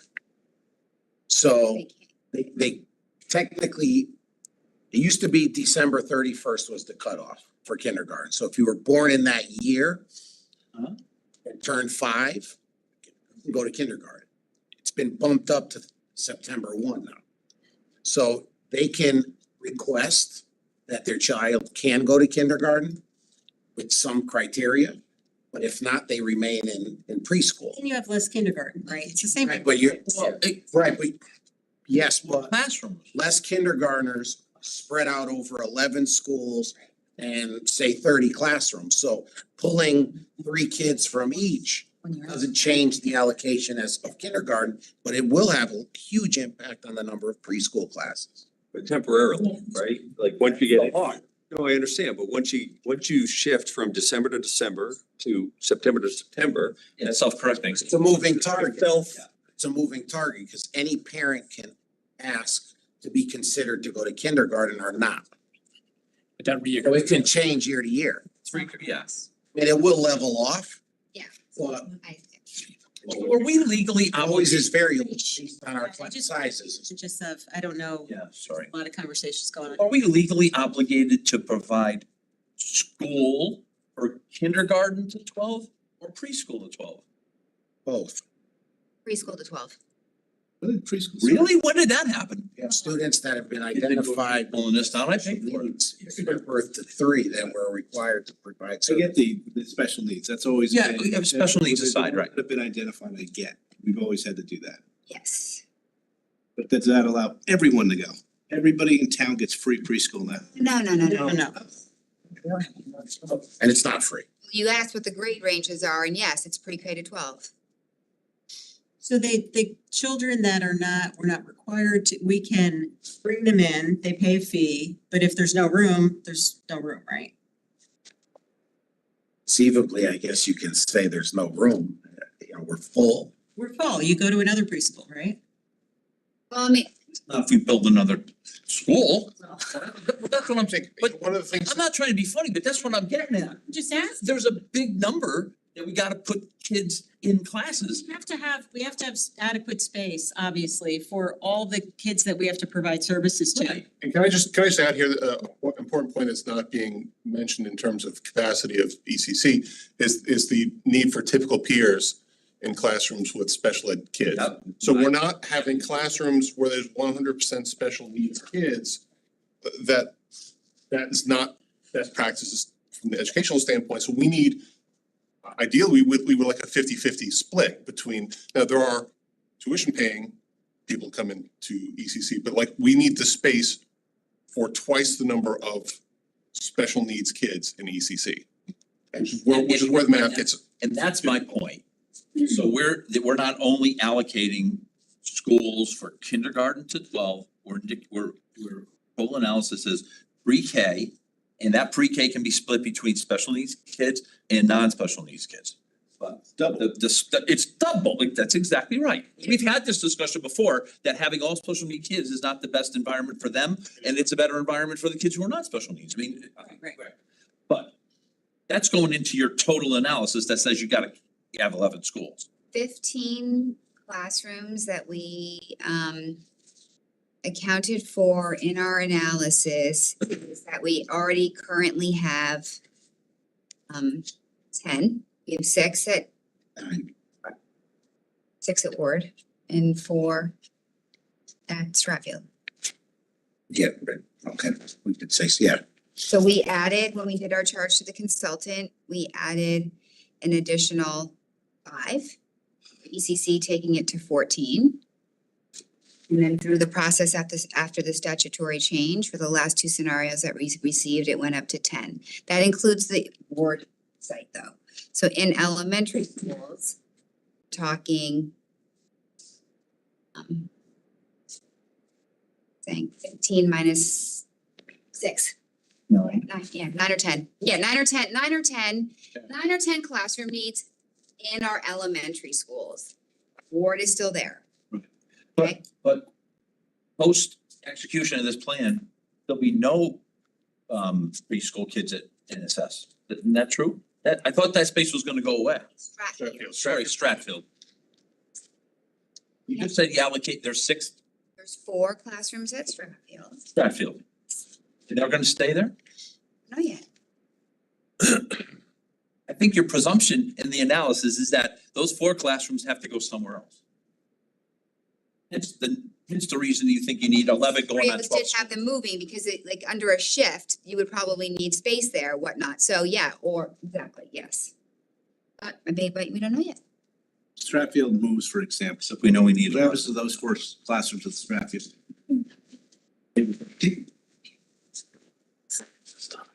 Well, this was something we were trying to deal with in our redistricting discussions, trying to, what do you force programs in there, like create programs to If you move them into another school, you have to make space at that other school, so kids would have to move out of other schools and go into Stratfield.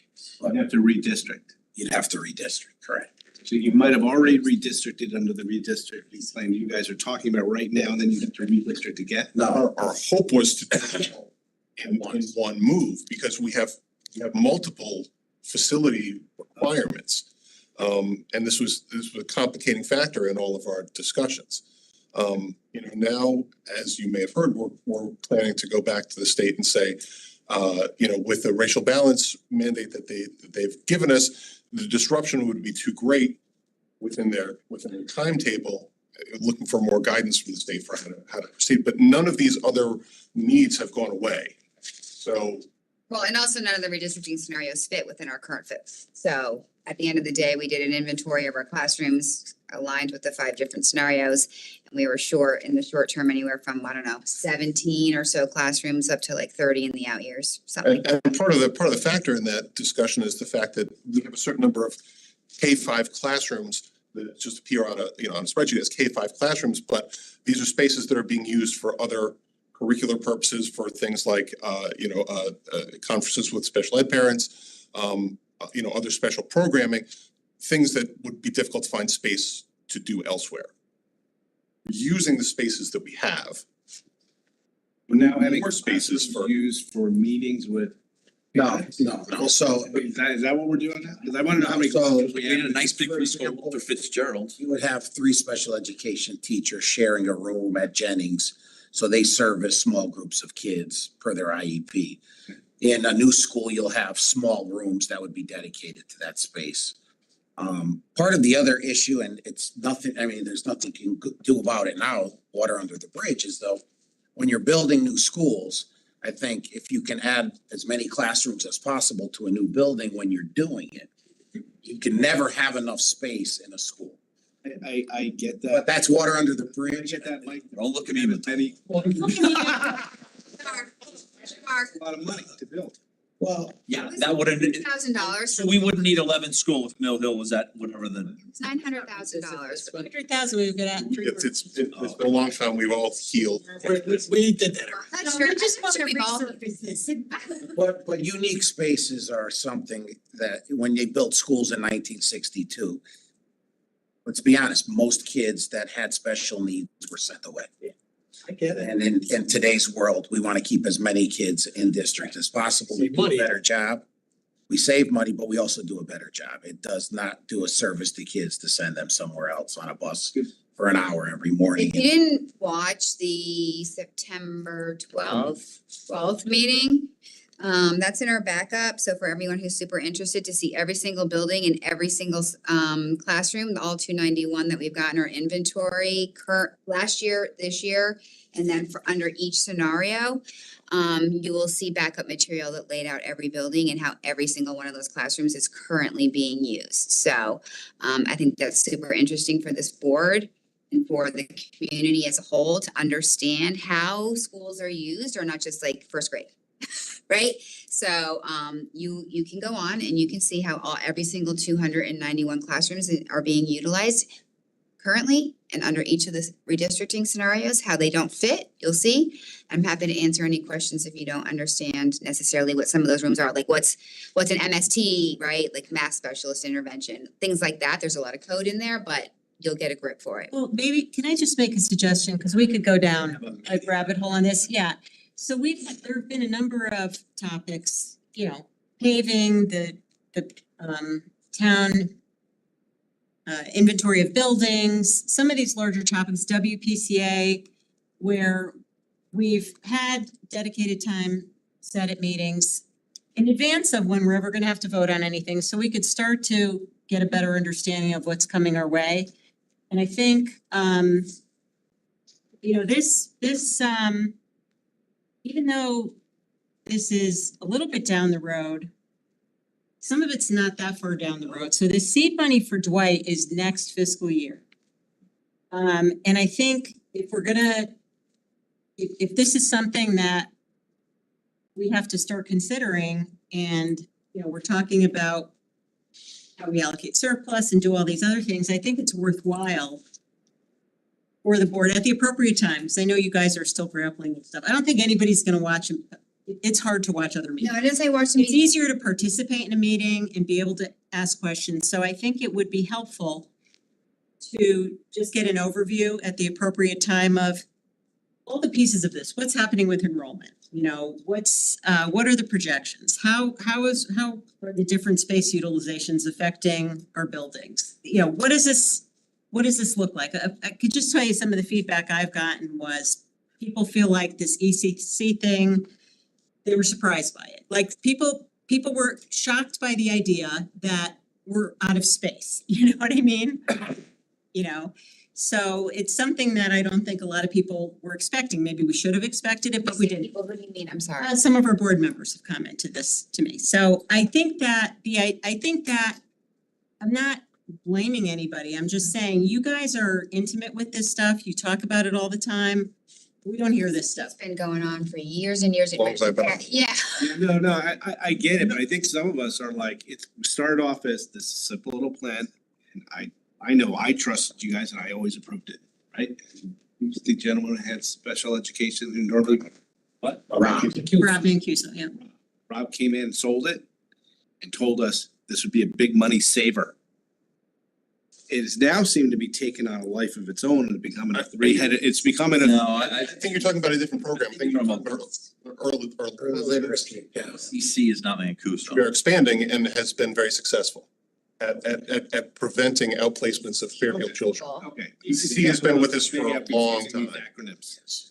So I would like on the Mike being, Mike's. Rob Mancuso. Rob Mancuso's thing to see the savings. I would like him to start detailing them now that we're several years in. We've actually been talking about that in our own finance subcommittee ahead of the budget season. That has been requested. Thinking that you guys would actually ask that exact question. So, yes, figured it would be a question. So like, look, here's all the kids. Away from that. House programming, what is the offset if they were outplaced versus the cost to run? You wanna know what the delta is between those two things, obviously. Clearly, With the already requested. With the caveat that it is our position, I believe, not to speak for Mike, that we want to keep kids in Fairfield as much as possible. We do a better job doing that. And it's not just a cost. Right. It's not a cost offset or a space offset. It's what we should be doing for our own children. For the Board of Finance, to them it is a cost. I understand. On the board of it. But on the ECC side, I'm one of the people that just am amazed that we don't have enough room, because ECC, I'll start off where Mr. Walsh said. ECC started as this little building in Ward, and it was nice, and we got a briefing one day, we want 50 kids, and I mean, and I'm like, this is great, and all of a sudden, we're in Stratfield, and then we're somewhere else, and the program was growing.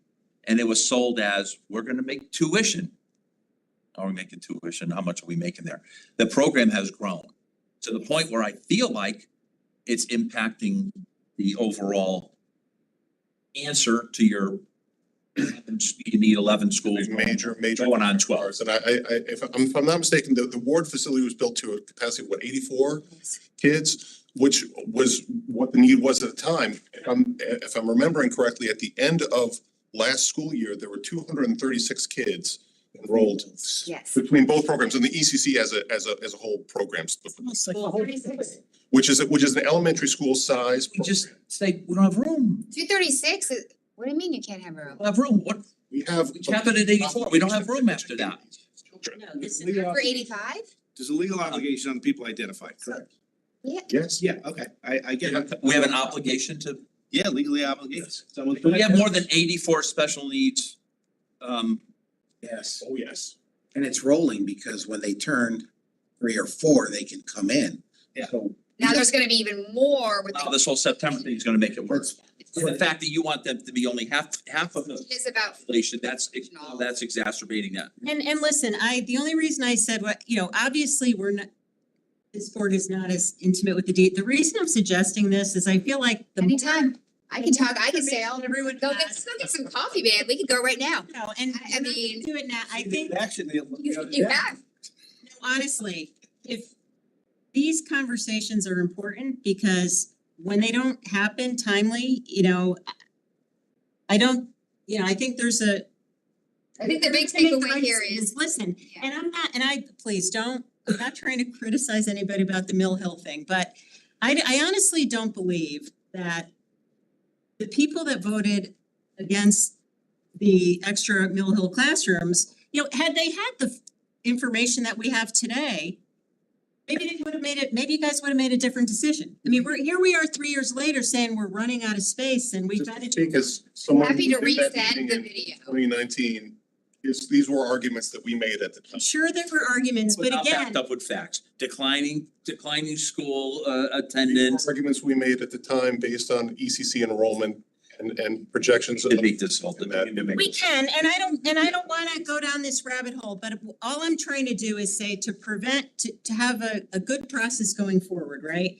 Having better information in advance so everyone understands these issues, I think it's more productive because. We're gonna have another meeting on. I think we should put, and don't want this meeting next month, but I think at the appropriate time, when you guys have when there's a good opportunity to do this, when we can lay out some numbers before us, well before we get to the point where we have to approve this Dwight money, even the seed money, an opportunity for the board to just, get that information from you, look at all the data, understand if enrollment has been doing this why do we need this much more space? Well, it's for all these reasons, you know, and just lay out some of the issues that you guys are looking at so that everybody can understand, everybody can be on the same page. Because the reality is, if we have to deal with this, we have to start making decisions now. Literally, we're gonna have a vote in the next month to put away, to do something with surplus. The surplus is gonna be substantial this year. Absolutely, that's what I'm saying. I don't think we should wait months to do it. I think we should schedule it as soon as you're ready. Yeah, but I don't know if you have all the data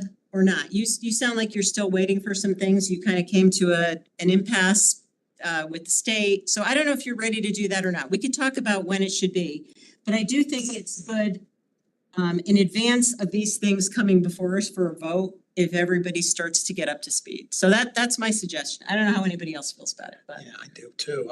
I'm telling you, I'm just being quite honest with you, as the one who made the motion to restore that classroom.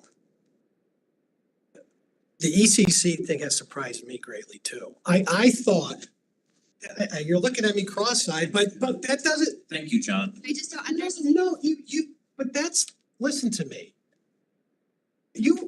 You've been talking about it for years, you say, but to me, and maybe it's my fault, you essentially need a new school, another school to accommodate ECC. Thank you. And maybe I wasn't paying enough attention. You can blame me. But that was a surprise to me. And I'm being quite honest with you. So I thought, and I don't think. The number of classrooms you mean, we're not asking. I thought one of my arguments that day, 3 years ago, was there's a light at the end of the tunnel here. We've added all this space. We're no longer gonna have to use portables. Here we go. 3 years later, I see that. We need portables. Yeah, or we need more space. False. I'm not being critical of you. I understand things change, and that's probably maybe. I wasn't here. It's hard to pay. John, I was just, Hard to pay attention. you're word for word exactly where I was at. I mean, seriously, I'm glad, I appreciate you saying that. So, And to just add to that, we don't offer full day programming for the ECC kids either. We are behind most places. And a kid that would normally go to kindergarten, if they are gonna stay behind, deserves a full day program I get it. at 5 years old. I'm with you. I think it's a wonderful program. It's just, at least for me, it snuck up on me. And I'm telling you, other people out there are saying the same thing. Just saying it. So. But I'm with you. But this new plan will allow you to go to a full day program, is that what you're saying? This new scenario, that's whatever those classes. We're gonna pilot, so to speak, we're gonna allow a full day program for a certain number. We don't have to, we're not legally bound to a full day. But kids that do not go on to kindergarten, we are gonna open a full day class. Just to see what that enrollment looks like, how many parents will take advantage of it, especially when the state threw it down everyone's throat at the last minute by changing the legislation. And, it's another year of preschool if you have whatever. It's a hardship for parents. It's a lot of money. And of course, the state's not supplying us any extra money to deal with it. Classic. What are the We're hours an for outlier. full day or a full Aren't day? we one of the only states that have? Part of the problem, it's 2.5 hours in the morning, 2.5 hours. Okay, So for some parents, if you live in the Dwight district, to drive all the way down to Ward, turn around and go back, we're gonna turn around and come back in an hour. I mean, it's a hardship for people. So What are the hours, start, finish? 9 to 11:30, and then And the full day would be Like what? AM, PM. if we did a full day, we would almost mirror the elementary schedule. great. So, okay, sounds like we have some to-dos. I'll try to write them down, but I hope everybody else does too. So we've got to fix the numbers here. We need a separate cash flow analysis. We're going to get, we need so the air conditioning numbers are updated in here. Phase one. Phase one is. We need to figure out the other We phases. need to figure out the other phases. With the 973. Come within 60 days with this, asking for the Yeah. money. Because I agree with you, even if, Talk to so you figured out phase one, apply the phase one delta to something. You gotta assume that the other numbers are not gonna be the same, right? If phase one is that much more, I'm guessing. We're assuming they're going up. We have to Right. do a better dive into. You gotta build that in here because otherwise, we can't, this is meaningless. 75. This would have to go through the Board of Selectmen first, so I'm hearing correctly. To read. Not the, just, I'm just talking about the analysis, you know? We're not voting on anything here, we're just trying to understand what the heck is going on. What I would like to do is get the 973 passed through all the town bodies, so we can go out to bid and get the better numbers on the rest of the phases. No, I understand that piece, I'm not talking about, yeah, okay. I mean, I don't wanna guess, or, you know what I'm saying, but that's what the 973 is for us to be able to go get real schematic, hard numbers. Sure, are you gonna be able to take this to the first selectman, like tomorrow or Monday, and start explaining the problem and how it needs to get on the. Yeah, I mean, she- Agenda, like. She's aware of it. No, like, I know, I'm asking, can you get her to put this on the agenda for the Board of Selectmen within like the next? What's this, a 973? Or less, because we're gonna meet on November first, so let's. You know, it's doing what the purpose is, yes. Okay. And as far as what you're voting on tonight already, so. Sure. But if the Board of Selectmen could act on the 973 before November first, we can act on November first when we next meet.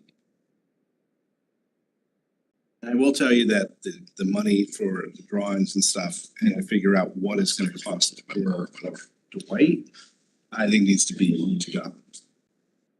By a year. I mean, how can we figure this whole thing out when all of a sudden the money's gonna be spent in 3 years after that? Well, I guess my only concern is that you move that money up, I just, The prices will be out. yeah, I think it just maybe introduces more uncertainty into prices. You're 1 year further, presumably you're gonna keep the construction at the same time frame, right? So you're just moving up the estimates, which might make them less reliable. Right, but if we're not putting that out to 25, 26. I mean, we're really, how are we gonna be spending that money 27? I got no idea. That's why I think, Especially if this thing goes up to $75 million. And you're spending you got a $24 million. enough surplus in the world to deal with it. Yeah, no, I know. I mean, this year's surplus is $6 million from the Jack estate. I mean. That was last year. Last year, okay. It's just, these surpluses. Are we running this year, Jared? I thought it was 10. 7 or 8, right? Oh, 9. Nine, yeah, whatever. I thought it was about 10, okay. These surpluses aren't gonna keep coming in at these clips, not gonna happen. Need somebody to sell their house on. But does somebody want an elementary school? They're acting like a university. Silly high school or? Are we done with? Yeah, I wanna okay, talk about sewers. all right. So did we miss anything that, No, and I agree. I think that once we have the better air conditioning numbers, we'll be able to look at Dwight. I mean, maybe it doesn't fit where it's in, but it'll give us that opportunity to look at those. I'm not saying what your priorities should be. You guys set that. But I mean, if your priorities are really the air conditioning, we wanna do it. I don't know how we're gonna deflate that number, or if it's more. well, that's why, I mean, Bonding over we're 2 years. talking about surpluses or putting aside money through the operating budget or whatever. I mean, that's a multi-year effort. It's gotta be, so that's why actually having the plan down on paper for these 10 years and obviously getting the WPCA piece in there as well and understanding for the WPCA, what's gonna be funded by them, what has to come from the town, if anything. It's hard to look at any of this without all of that data, so. All right, thanks, guys. Thank you so much. Thank you. We have to wait. Oh, yeah, we gotta vote on it. We're coming the beginning and the end. Quick. 2-minute bio break, like before we start the next thing. Sure, I hope so. So I'm gonna, Jim, do you wanna just, Jim, yeah, why don't we, right, we're gonna, this is 2 minutes and then. That's fine. we'll adjourn. That's fine, I'm sorry. We got a minute. It's okay. What day is this one? You can stay. The 27th. So this board has 2 meetings in November, this current. So we're gonna have lame Their duck. meeting's on the 27th, so we're trying to determine, Yeah, he's trying to determine whether he's gonna show up or not. He wants out. yeah. This Monday was my last meeting.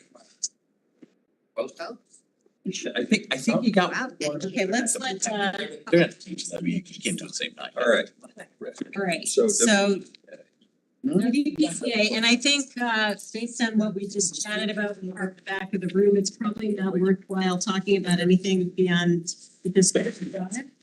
You want it, or you tell us, but that's what we were focused on the fiscal 25 projects, but Let me just back up to fiscal 24. We didn't bond the 5 point for the wetlands because we didn't get acceptable bid. where do you see 5? On fiscal year 24, first column, 5.312 wetlands, right at the top. No, sorry. A different page. We're not on this overview page? No. No, I'm on Oh, the town side, got it. this one here. Okay. We did bond parts. Yes. Okay, all right. That's fine. Oh, there's a whole set of sheets. I just learned that. East Trunk. Wetland. I have. Okay. Okay, so my statement was wrong. We bonded 2 million of that. That project hasn't happened yet because we haven't got acceptable bids. So that's going to get lumped into phase 2, which shows up in 25, the 5.5. And then the rest of it in 26, you have the 5. So some of that, so is the cash flow reflected appropriately on your schedule or no? Yes, I guess it depends on whether or not, you guys can. No, but you know what you bonded in 24, 2 million. You bonded 2 million. not the 5. It's 2, right? Does the schedule say 5? We bonded 2 million for for the wetlands and then 2 million for the East Trunk replacement, 3 million for the East Trunk replacement. That's So the total is between the 2 phases of 5 million. That's been bonded. And that's something that the WPCA is paying the debt service on when it comes. Right. Yes. So the WPCA approved paying for the $11 million anticipated cost of the East Trunk. So that's covered by us. The pump station stuff, we're trying to work through the QBS with the state.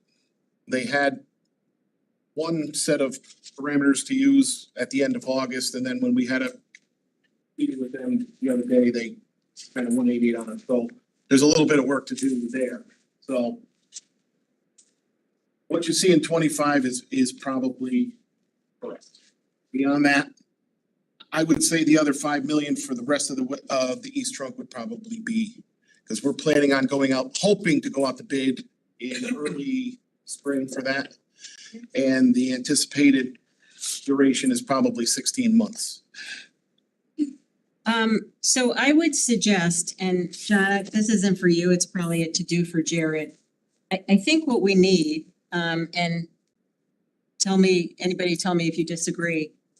I think we need a separate, so the waterfall schedule that we have, the real waterfall. In the the one with the debt service schedule, this one, yeah. Yeah, I think we need something like this for the WPCA separately, and the reason being to understand whether to what extent the WPCA is going to be able to fund their own debt service, because we don't have that at this point. So once their plan is done and the projects are laid out and we have some estimate, we need to understand if those debt service costs can reasonably be paid by the WPCA. And if they can't, what does that mean? Do we stretch things out? Do we put it onto the town side and add it to, because right now we've got it combined, and I know why we do that. I know we have to look at our entire bonded debt because that's all against the full faith and credit of the town. I get it. But there is, there is a very significant difference between the two. So I think it would be helpful, even if we have the one schedule combined, to understand exactly what that looks like so that we know whether the WPCA can pay for that debt or not. I think it's a separate analysis. I'm not sure that that's the right analysis. Separate. What I would do is take the analysis that was done last year and update that, the whole financial analysis that we worked with. That was okay. That was fine, but it didn't, I'm not sure that was, at least for me, it was not as clear.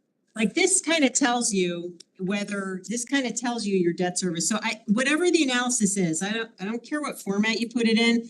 I think having consistent formats is nice, but I think what we want to look at the end of the day is to be able to see it and understand the extent to which the WPCA can absorb the debt service for those projects.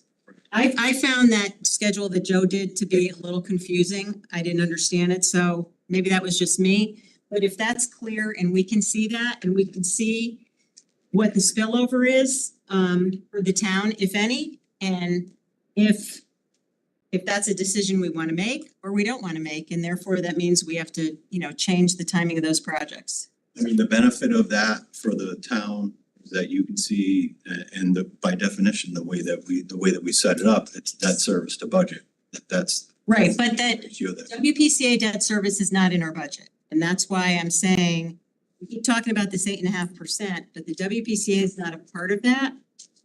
I get it. Right. So that's why we just wanted, the whole point is to understand whether the WPCA debt service is going to be in the town budget or is going to affect the town budget or not.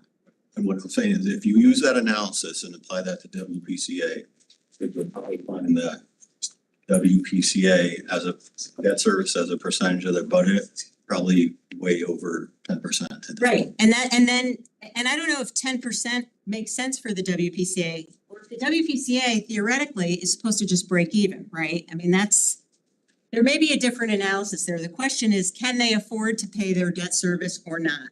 So that's what that would tell us. Does that make sense to everyone? They can afford to pay it. They would just have to raise rates by like 40 or 50. That's the real issue. And People will start going to septic systems. that's not realistic. Can they afford to pay it within a reasonable because what we do here is we say the budget's gonna increase 2.5% a year. So the WPCA analysis would say rates are gonna increase 3%, 4%, 5%, pick a number. And on that basis, 2%, because that's this year. whatever it is. That's unsustainable. Put in a sustainable, reasonable assumption. And on that basis, can the WPCA afford the projects or do the projects, and if not, then there's only one or two things that can happen. They get stretched out or the town is gonna have to pick that up. My plan, and I haven't talked to Joe about it yet, was once this analysis comes out of the capital plans, then we've got all the information that we need and we can move forward. Exactly. And I understand that that's not ready yet, but I think what gets confusing is when because you've pointed out, rightly so, that we went many years without doing any WPCA projects. So this analysis of, is this yours? Yeah. So the analysis of our debt service to budget has excluded their numbers, and this planning document that we're looking at includes them.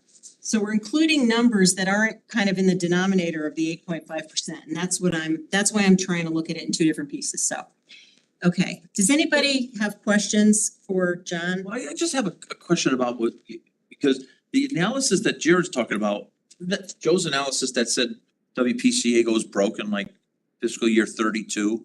Well, we don't know if that plan, Or that. Before we don't, that was done before. we have no idea whether that, and Joe said that, the project could be rolled out differently. You could do pieces of it. I mean, we don't know what's gonna come back in terms of recommendations. So. See, this is where I always get confused with this project, right? There's a WPCA fund, right? It's not hundreds of millions of dollars by any stretch of the imagination, right? It was 170 million. It is 170 million? Checked last week. Yeah. Oh, okay, so there's hundreds of millions of dollars. But the bonding, the town's bonding this. And all the WPCA is paying is the debt service? Yeah. Yeah. So basically, it's not in the town budget. It's in, yeah. Okay. But there's always it's like Jim just said, but there's some analysis that says you need some assumption about the rates go up, because that's what hasn't happened for the last 15 years. We haven't said, oh crap, we're probably gonna have to do all this trunk line thing 10 years ago where we could have taken it up 1% a year and we'd be sitting on more money than we. They built up a fund over time because they weren't doing anything. Right. So problem I think we're gonna have is, and I think we're gonna have to discuss it as a board with the administration. What about a redo of facility, the. Right. Whatever. That's- That's the Big number. that's the big number. That's this, right? And we have a precedent that when it was done the last time, town paid for it. Are we gonna do that again? Or are we gonna make, does the users pay for it? And we keep, Probably depends on how quickly we do it. Like, Yeah. that's why I think Joe, and I don't wanna talk out of school because I don't understand this at all, but what he led us to believe was that there might be alternate ways to do it where, you know, I think in the analysis we got, it was happening within the space of 2 or 3 years, and could it happen over 10 years or something? So I think the answer to that question is gonna depend on the timing of the project and obviously the dollar amount. So. And that's the exhibit 5, right, Jared? That's replacing the facility, isn't it? Based on the study that was done in 2017 or something like that, it's all updated. That's why we're waiting for this. And it's just not, oh. Yeah, that's $118 million. it's under certain, I don't wanna say methodology, but it's under a certain set of assumptions. Yeah, that no. may fundamentally change in terms of how you could go forward. So, I just wanna bring it back to the big, the can thing to the side. This, the format is highlighted in yellow, it's a new project, right? So in 2025, you've got Pine Creek Station and Pine Creek Fourth Main, followed by Fairfield Beach Road, 2.4 million the following year, 4.4 really. And then multiple years, so that's spread. Those are new projects, those were not on the radar before. they were on the radar, but they were further down the road. Now that they've been identified as being in crucial flood zones, high priority flood zones, they've kind of been brought to the forefront. Yeah, and Fairfield Beach was built in the 50s and Center Street was built in 65. So you've got stuff that's 60 years old. And are these numbers that are in here consistent with what we've seen in the past, but just pulled forward, or have they been refreshed, are they? They've been refreshed and best guessed with help from an engineer to say, you're looking at about this much money. And I imagine these numbers are larger than what they were previously. East Trunk Wetlands Crossing that's on there for 5 million was estimated at 1.4 back in 2015. Okay, no, that's helpful. Thanks. Any other questions, WPCA? No. Kevin? So it looks like for East Trunk Wetlands, we issued not only 2 million of bonds, but also 2 million of bond anticipation notes. And if we don't actually get this contracted, what happens to those come July 1st? The bond anticipation notes, we can roll for another year. We can roll those for up to 3 years. You wouldn't turn them into bonds, you would keep them going as bonds? It'll depend on the cash flow and how quickly the project's moving. This money's invested in probably treasuries, right? Yes. It earned another million while we were waiting. Should it earn 50? Yeah. Yeah, 50. Be magic bonds. Yeah. There's no magic bonds. Are there any other questions on the WPCA? Okay. Thanks for your patience. I'll spend a lot of time with you than a couple of years. So I think we're actually, so we're done with this item. So item 4 is to hear, consider, and act upon any communications. No? Okay. Before we adjourn, Yes. so couple of things. Earlier we talked about this being the Bible when we're done with this. Feels to me like this needs to be cooked a little bit more. It's not a Bible yet. It's not a Bible yet. So what I would like respectfully ask is that obviously Jared and he have some homework to do, BOE has some homework to do. I would like to suggest that at some meeting in November, or I think we have 2 meetings in November, right? So maybe the second meeting in November, we bring this back and try and bring it back in final form. Or that way we can have something which will then become the Bible. So, and then second thing, you had touched on it earlier in the meeting. I just want to confirm with you, Mr. Schmidt, that at our November first meeting, Mr. Bremer will come back with an update on all the bids and the information and the numbers for Penfield, because that's what we talked about at our last meeting. I want to make sure that doesn't fall off the radar. I know a lot of people in town are very interested to know what that looks like.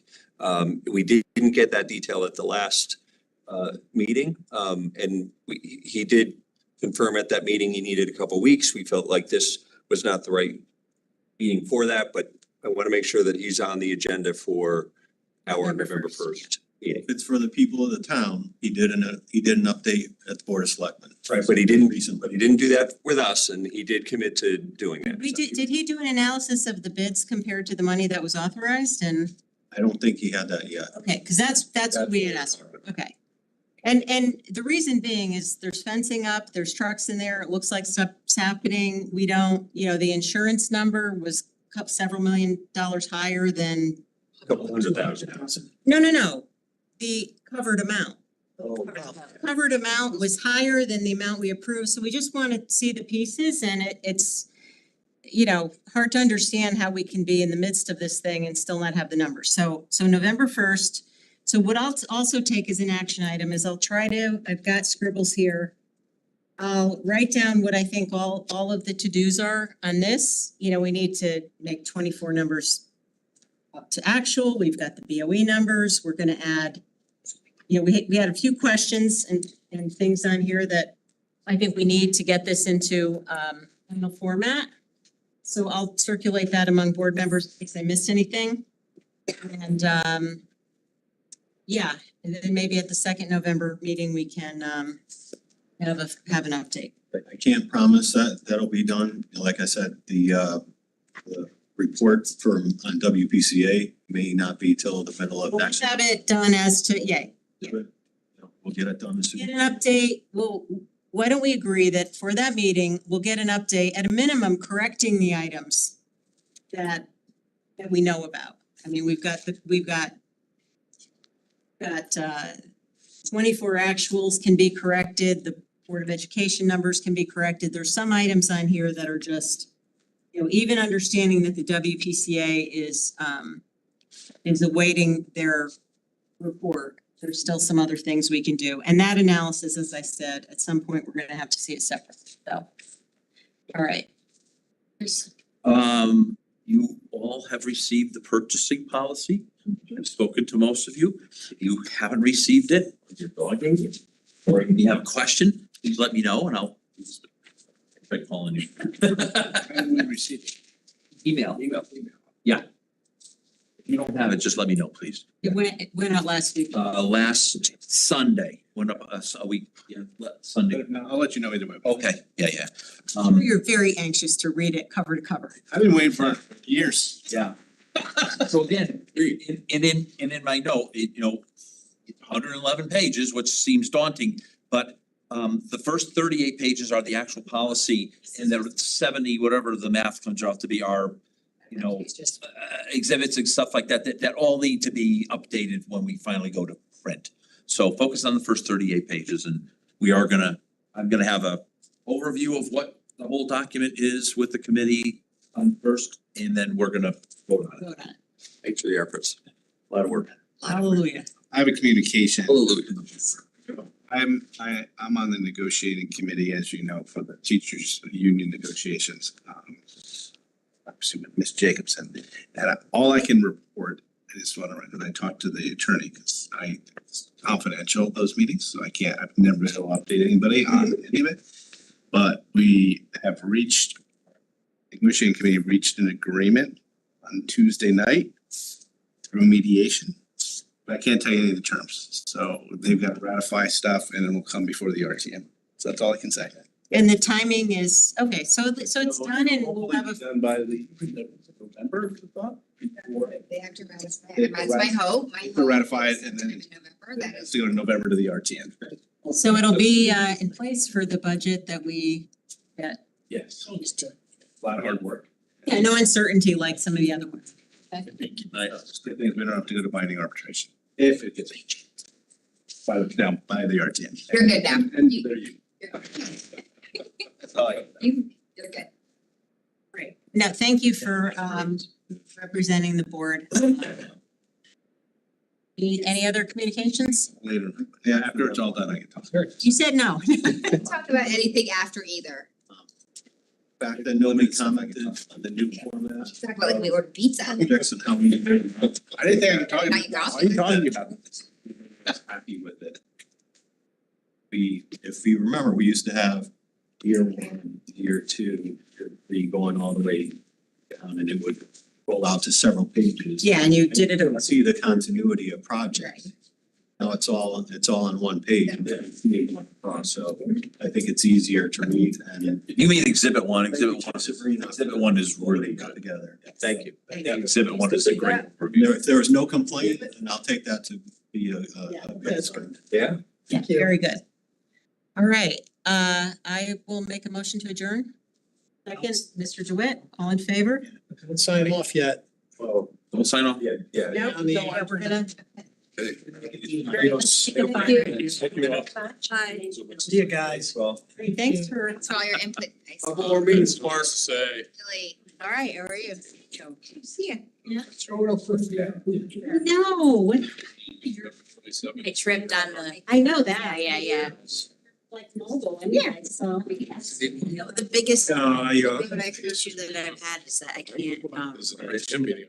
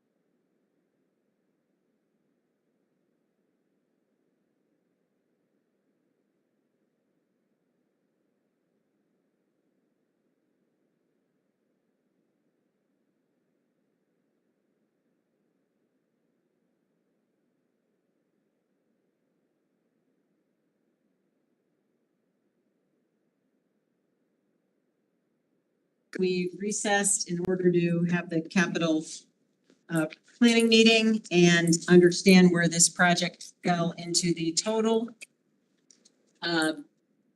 project plan for the town. Are there any questions on either of these projects or on anything else related to this before we go to a vote? Talk about it. All right. So I will put this before us for a vote. All in favor of adopting the bond resolution in the amount of $6,286,480 as set forth in the meeting materials, please raise your hand. Okay, it is, okay, it, 2, 3, 4, 5, 6, no, 7 in favor, opposed? 1 opposed, okay, the motion passes 7-1. Can I just say quickly why? Yes, please. I think if this ever happens again, we should have a variance report. Like, we should see why there's a difference between what we expected and what we received. And so I would like not to approve this on that basis. I mean, I know we have to pay for it. You need the difference between the 2.2 and the 4. Yeah, it's just, it should be standard operating procedure, I think. There's the next level. It's not a bad data point, right? I agree with that. I rescind my vote. where I got comfort on that was based on the discussion and Yeah. 90% of this being scope differential, which is really air conditioning and not. I will just say that But I like agree. variances of this nature, I'm not going to approve them unless I see a variance report. Fair point. Noted. All right, motion to adjourn? Mr. DeWitt, seconded by Mr. Walsh, all in favor? Aye. Gents.